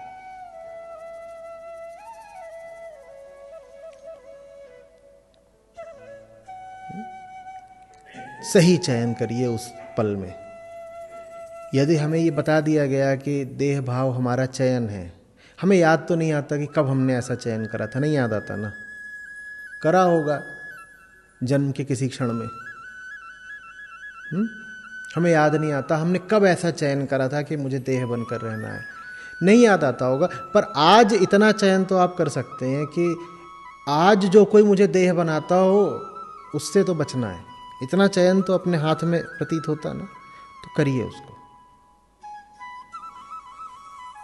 है ना? जो कोई आपको कुछ भी बना रहा हो वो आपके लिए अच्छा नहीं है। दो बातें इसमें समझनी जरूरी हैं। पहली बात, सिर्फ इसलिए कि कोई काम मुश्किल था जरूरी नहीं है कि वो काम आपके खिलाफ हो। आपने कहा कि कई बार जूझ के करते हैं, समय का पता नहीं चलता, बहुत श्रम कर देते हैं, जान लगा देते हैं, फिर वो काम पूरा हो जाता है। कोई ज़रूरी थोड़ी है कि वो काम सही केंद्र से आ रहा हो। बच्चू मल अपने आप को बच्चू बनाए रखने के लिए बहुत मेहनत कर सकता है, और दुनिया के ज़्यादातर लोग जो बहुत मेहनती होते हैं वो कोई अपने खिलाफ थोड़ी मेहनत कर रहे होते हैं। वो तो अपनी क्षुद्रता को आगे बढ़ाने के लिए ही दनादन मेहनत करे जा रहे होते हैं। अपने आसपास आप देखती हैं मेहनती लोगों को, तो आपको क्या दिखाई पड़ता है? वो झूठे अहम से आज़ाद होने के लिए इतनी मेहनत कर रहे हैं।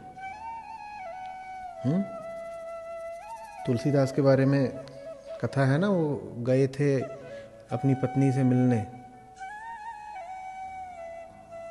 सावन बरस रहा था और नदी उफनाई हुई थी, वो उसमें तैर के पार करके चले गए, और पत्नी ऊपर मायके में थी तो दूसरी तीसरी मंजिल पे, तो वहाँ से कुछ रस्सी सी लटक रही थी, और रस्सी पकड़ के ऊपर चढ़ भी गए। एकदम काली रात, बादल घिरे हुए। देखो कितनी मेहनत कर रहे हैं, क्यों? काम वासना, जबरदस्त मेहनत। बाद में पता चला कि वो अजगर लटक रहा था, जाने अजगर को क्या पड़ी थी, वैसे वहाँ पत्नी की तो अलग बात है, पर अजगर लटक रहा है और आदमी मेहनत करके चढ़ा भी जा रहा है। और अद्भुत थी उनकी पत्नी, जिन्होंने तुरंत उनको कहा कि इतनी अगर तुमको प्रीति राम से होती तो तर गए होते ना, जितनी प्रीति तुम दिखा रहे हो ये हाड़ मास के शरीर से, इतनी तुमने यदि राम से दिखाई होती तो तर गए होते। पत्नी ने शाबाशी थोड़ी दी कि देखो आज तुमने अपने बच्चूमल होने की सीमाओं को तोड़ा है, उफनती नदी तैर के आ गए, अजगर पकड़ के ऊपर चढ़ गए, शाबाश। तो ये तो पहली बात है कि इस झांसे में मत आ जाइएगा कि कोई मेहनत कर रहा है, बहुत संघर्ष करता दिख रहा है, तो वो संघर्ष वो अपनी प्रगति के लिए कर रहा है, माने आत्मिक उन्नति के लिए कर रहा है। अधिकांश लोग जो संघर्ष कर रहे होते हैं वो बाहरी आयामों में तरक्की के लिए कर रहे होते हैं, उसका उनके आंतरिक जगत से कोई ताल्लुक होता ही नहीं है। एक से एक मेहनती भरे पड़े हैं और हम लोग मेहनतियों के आगे ही बिछ जाते हैं कि देखो कितना मेहनती इसने ये किया। अरे जो किया अपने अहंकार के लिए किया, उसको क्या उसमें हम शाबाशी दें। कोई लगा हुआ है अपने अहंकार के लिए पहाड़ तोड़ने में, तो हम नतमस्तक हो जाएं उसके आगे। स्वयं को तोड़ना और अहंकार के लिए बहुत बड़े पहाड़ को तोड़ना, ही दो अलग अलग बातें होती हैं, बहुत अलग अलग बातें होती हैं। इनको समझना ज़रूरी है कि ये भिन्न है। दूसरी बात, आपने कहा कि बच्चूमल ने कोई अच्छा काम कर भी दिया और अच्छा काम कर दिया, पीठ थपथपा दी ज़रा तो फिर चौड़ा हो जाता है, फिर चौड़ा हो जाए फिर पीट दीजिए, उसमें क्या है, घर की चीज़ है, बिल्कुल हो सकता है। शांति उद्देश्य नहीं होता, सत्य उद्देश्य होता है। शांति उद्देश्य नहीं है, मुक्ति उद्देश्य है। बिल्कुल हो सकता है कि आपका कोई बहुत अच्छा दोस्त हो और आपको उसको गिरफ्तार करवाना पड़े, शांति नहीं मिलेगी, भीतर बिल्कुल हलचल आ जाएगी, कोलाहल हो जाएगा, भूकंप उठ जाएगा। पर वो सही काम था तो करना होता है। शांति बहुत गलत उद्देश्य होता है। ये दो अलग अलग तरीके के लोग होते हैं, जिन्हें शांति चाहिए होती है और जिन्हें सत्य चाहिए होता है। अध्यात्म में भी 99% लोग शांति के लिए आते हैं। सत्य तो बहुधा अशांति ही लेकर आएगा। तो शांति और सत्य, इनमें अंतर करना सीखिए। और मैं नहीं कह रहा हूं कि सत्य के साथ शांति नहीं चलती। सत्य की शांति अपूर्व होती है, पर वो आखिरी चीज होती है। वो शांति मिलती है घोर अशांति से गुजरने के बाद। और हमें चाहिए सस्ती शांति जो शुरू में ही मिल जाए। हमें कैसी शांति चाहिए? हमें ऐसी शांति चाहिए कि आसपास शोर बहुत है तो कान में रुई लगा ली। हमें ऐसी शांति चाहिए कि बहुत परेशानी हो रही थी तो जाकर के पिक्चर देखा है या शराब पी ली थोड़ी तो मन शांत हो गया, अब उस तरह के विचार नहीं आ रहे। ठीक है, अशांति में मजे लेना सीखिए। अशांति के लिए एक स्वाद विकसित करिए कि हाँ अशांति है लेकिन चलो कोई बात नहीं, क्योंकि सही राह चल के बहुत समय तक तो अशांति ही बढ़ेगी, अंत में शांति मिलती है। तो नहीं, कहिए आगे। आपको गाड़ी दी गई है, ठीक है, आपको गाड़ी में बैठा दिया गया है ड्राइवर की सीट पर, और आपसे कह दिया गया है कि बंद नहीं कर सकते इसको, लगातार चलती रहेगी।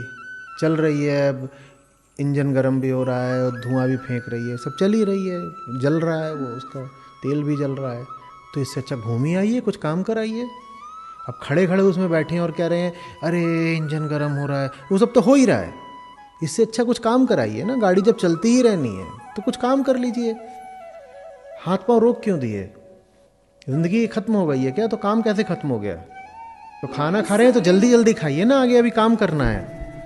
खाना इतना समय लगा क्यों खाती हैं? हम तो खाना कैसे खाते हैं? हम खाना ऐसे ही खाते हैं, काम कर रहे हैं, वैसे सेशन ले रहे हैं, बगल में खाना रखा है, खाना खा लिया। खाली थोड़ी बैठे हैं, खाली बैठेंगी तो 100 तरह के विचार आएंगे। जो मैं बोल रहा हूं वो सिर्फ मजाक नहीं है, उसके अलावा कोई तरीका नहीं है। जब आपका दुश्मन हर समय सक्रिय है तो आप कुछ समय के लिए खाली कैसे हो जाती हैं? आपका दुश्मन आपके ही भीतर बैठा है, आपने ही बताया, जैसे ही खाली होती हैं वो विचार, ये वो परेशानी, ये सब चालू हो जाता है। वो तो लगातार अपना काम कर रहा है, आप कहती हैं मेरे पास कोई काम नहीं है, तो फिर तो आप हार जाएंगी। काम लगातार करती रहिए, कोई और तरीका नहीं है।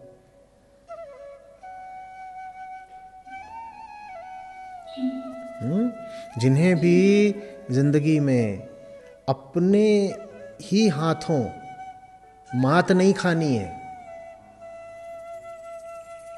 अपने ही भीतर बैठे दुश्मन से पिटना नहीं है, उनके पास एक ही रास्ता है, काम लगातार करते रहो।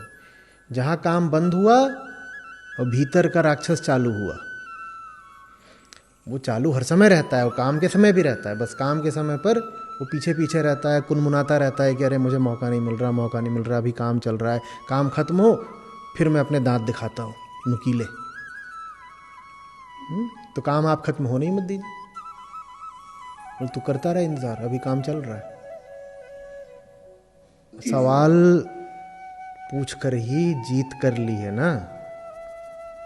सवाल नहीं पूछना तो सवाल पूछ लिया, बस पीठ थपथपाना बाकी है, वो कर लीजिए।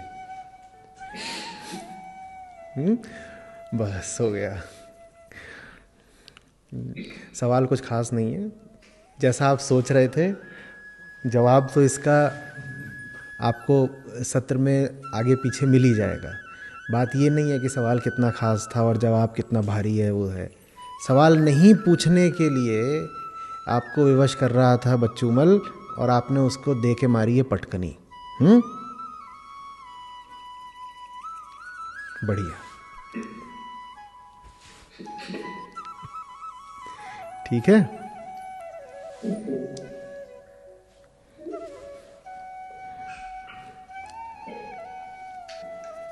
आपकी बात सुन रहा हूँ और हरमन हेस की कृति है सिद्धार्थ एकदम याद आ गई। तो सिद्धार्थ था और उसका एक दोस्त था। ये दोनों अपने गांव से निकलते हैं कि इनको जानना है, दोनों में ललक है। तो इन्हें गौतम बुद्ध मिलते हैं। तो जो दोस्त होता है वो तो बुद्ध के साथ चला जाता है। सिद्धार्थ कहता है नहीं, मैं रास्ता खुद खोजूंगा। तो वो अपना रास्ता जिस भी तरीके से खोज सकता है खोजता है, साधुओं के साथ बैठता है, अपना शरीर गलाता है, सब कुछ जो कर सकता है। वही जो अपने आप को घटाने वाले काम है, वो जितने भी ज़्यादा कर सकता था सब करे उसने, और बहुत बहुत सालों तक वो सब करता है। फिर वो पाता है कि अभी भी कुछ है अपना जो मिट नहीं रहा है, जो चीज़ उसको चाहिए वो अभी भी हुई नहीं।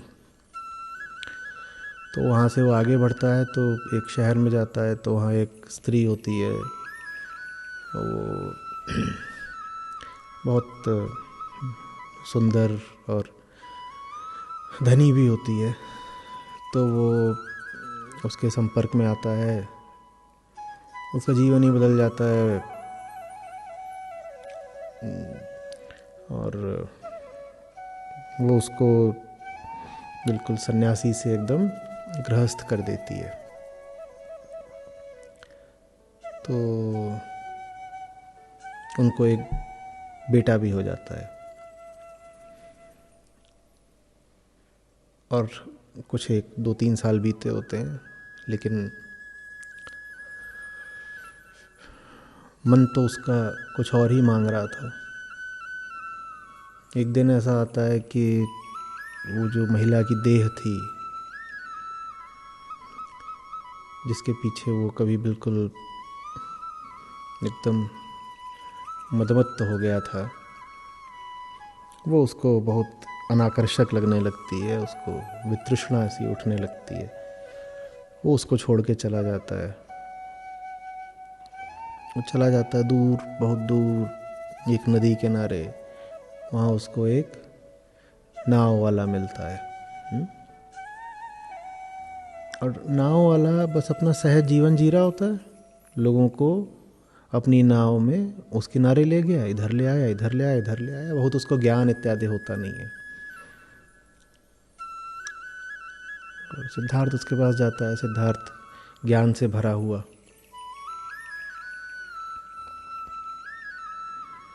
लेकिन ये स्पष्ट होता है सिद्धार्थ को कि बहुत सहज जीवन जीते हुए भी ये व्यक्ति मुझसे ज़्यादा मुक्त है। ये जो नाविक है, बहुत पहले पढ़ी थी, हो सकता है मैं इसमें कुछ बातें ऊपर नीचे कर रहा हूँ। फिर एक दिन कुछ ऐसी स्थिति बनती है कि जो उसका बेटा होता है वो वहीं आ जाता है, बहुत छोटा सा। माँ मर जाती है, माँ को सांप काट लेता है, कुछ हो जाता है, वो जो सुंदरी महिला थी उसकी मृत्यु हो जाती है, वो बेटा आ जाता है। और बेटे के आते ही सिद्धार्थ को पता चलने लग जाता है कि वो कितने बंधन में है। उसका सारा मोह उस बच्चे पर केंद्रित हो जाता है, और जो नाव वाला होता है वो खूब हंसता है उस पर, बोलता है ये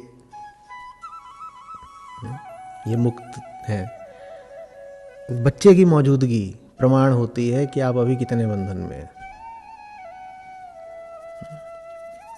फिर अब मुझे स्मरण नहीं है, धीरे धीरे सीखते सीखते फिर अंततः एक दिन ऐसा भी आता है कि सिद्धार्थ को वास्तव में पूर्ण मुक्ति मिलती है। और इस बार वो मुक्ति उसको घर से भाग करके या किसी स्त्री को छोड़ करके नहीं मिलती, उसी बच्चे के साथ ही रहते हुए भी वो कुछ बातें समझ जाता है।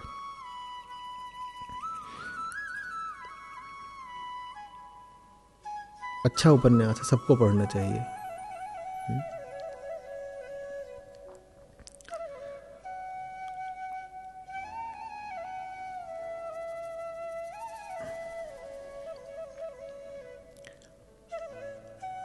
13 वर्ष की हैं बच्चियां तो बिल्कुल वो उम्र आ गई है जब आप उनका बोध साहित्य से परिचय करा सकती हैं।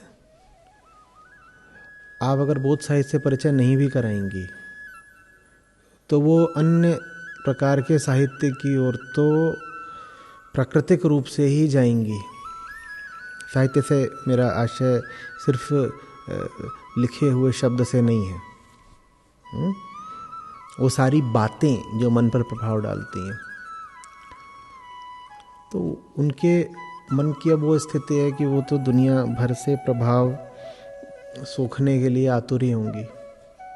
कुछ और बातें उनके मन का केंद्र बन जाएं, इससे अच्छा है कि बोध उनका केंद्र बने।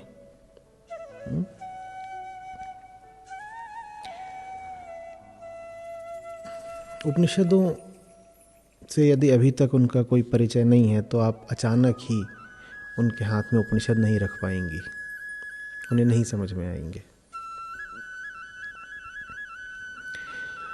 शायद उपनिषदों की कहानियों के एक संकलन से आप आरंभ कर सकती हैं।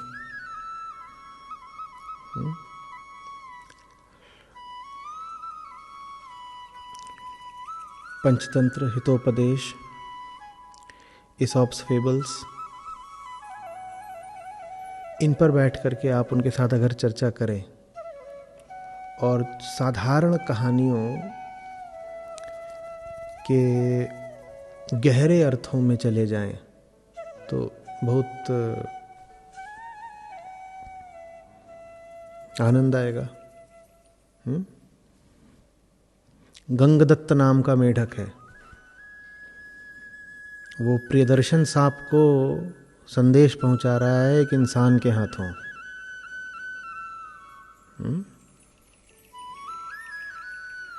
कि मैं इंसान थोड़ी हूं कि एक ही कुएं में बार बार गिरूंगा। वो जो कुआं था उसमें कौन बैठा हुआ था? प्रियदर्शन सांप। और गंगदत्त वो साधारण वाला मेढक नहीं था मुहावरे का, जो कुएं का मेढक होता कभी बाहर नहीं आता। गंगदत्त बाहर आ गया। गंगदत्त बाहर आ गया तो सांप ने आदमी का सहारा लिया कि उसको बोलो आ जाए वापस। मेढक माहौल बहुत अच्छा है, ठंडक है, पानी वानी है। तो गंगदत्त नाम देखिए, अब मेढक का नाम है गंगदत्त। गंगा का मेढक होगा। गंगदत्त बोल रहा है इंसान नहीं हूं जो एक ही कुएं में 2 बार गिरूंगा, मैं नहीं आने का वापस। कितनी रुचिकर होगी इस पर बच्चियों के साथ वार्ता, कितनी दूर तक जा सकती है। जीवन के कितने सुंदर और लाभप्रद सिद्धांत आप उन तक पहुंचा सकती हैं।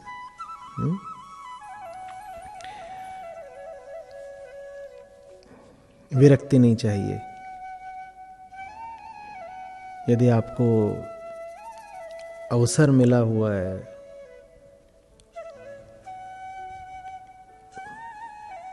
दो उदयीमान जीवों को सही जीवन देने का, तो उस अवसर का पूरा उपयोग करिए, अपने कर्तव्य का निर्वाह करिए।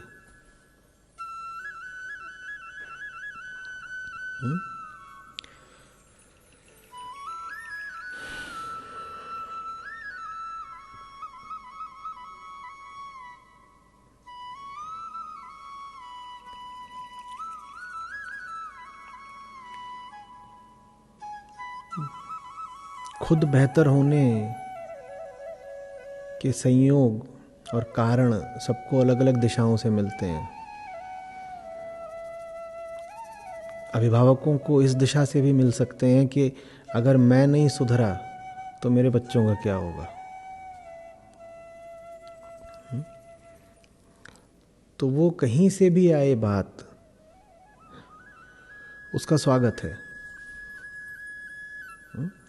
आप अपनी बच्चियों की खातिर ही गुरुता की ओर बढ़िए, उस दिशा की ओर बढ़िए जहां आप अपनी बच्चियों को सीख दे सकें, कुछ कुछ उनकी गुरु जैसी हो सकें। इसी में आपका कल्याण है, इसी में उनका। नाम नहीं याद आ रहा, नहीं तो नाम भी बड़े मजेदार होते हैं।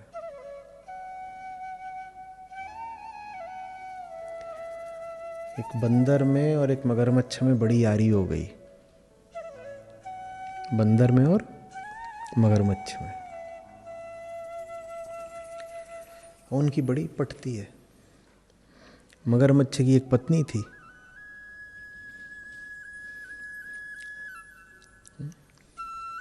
वो बोली तुम दूर दूर से ही यारी निभाओगे या कभी अपने मित्र को घर भी लाओगे? मैं बड़ा स्वादिष्ट भोजन पकाऊंगी उसके लिए।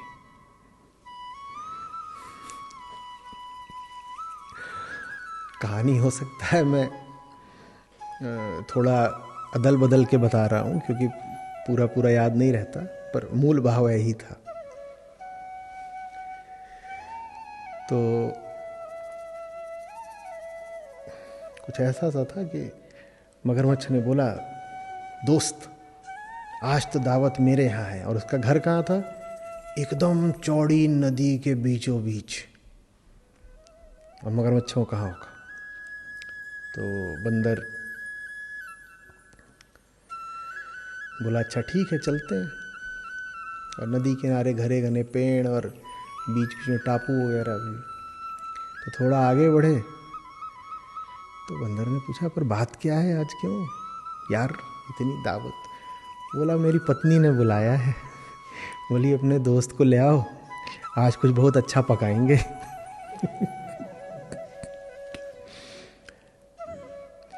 बंदर ने जल्दी से देखा कि कोई पेड़ है जिसकी शाखें झुकी हुई हो जरा आगे पानी में। एक मिल गया उसको किस्मत से, तुरंत उसने शाख पकड़ी और झूल गया। और संदेश ये था कि पति हमेशा यार पे भारी ही पड़ेगा। इतनी आसानी से जान नहीं देनी है।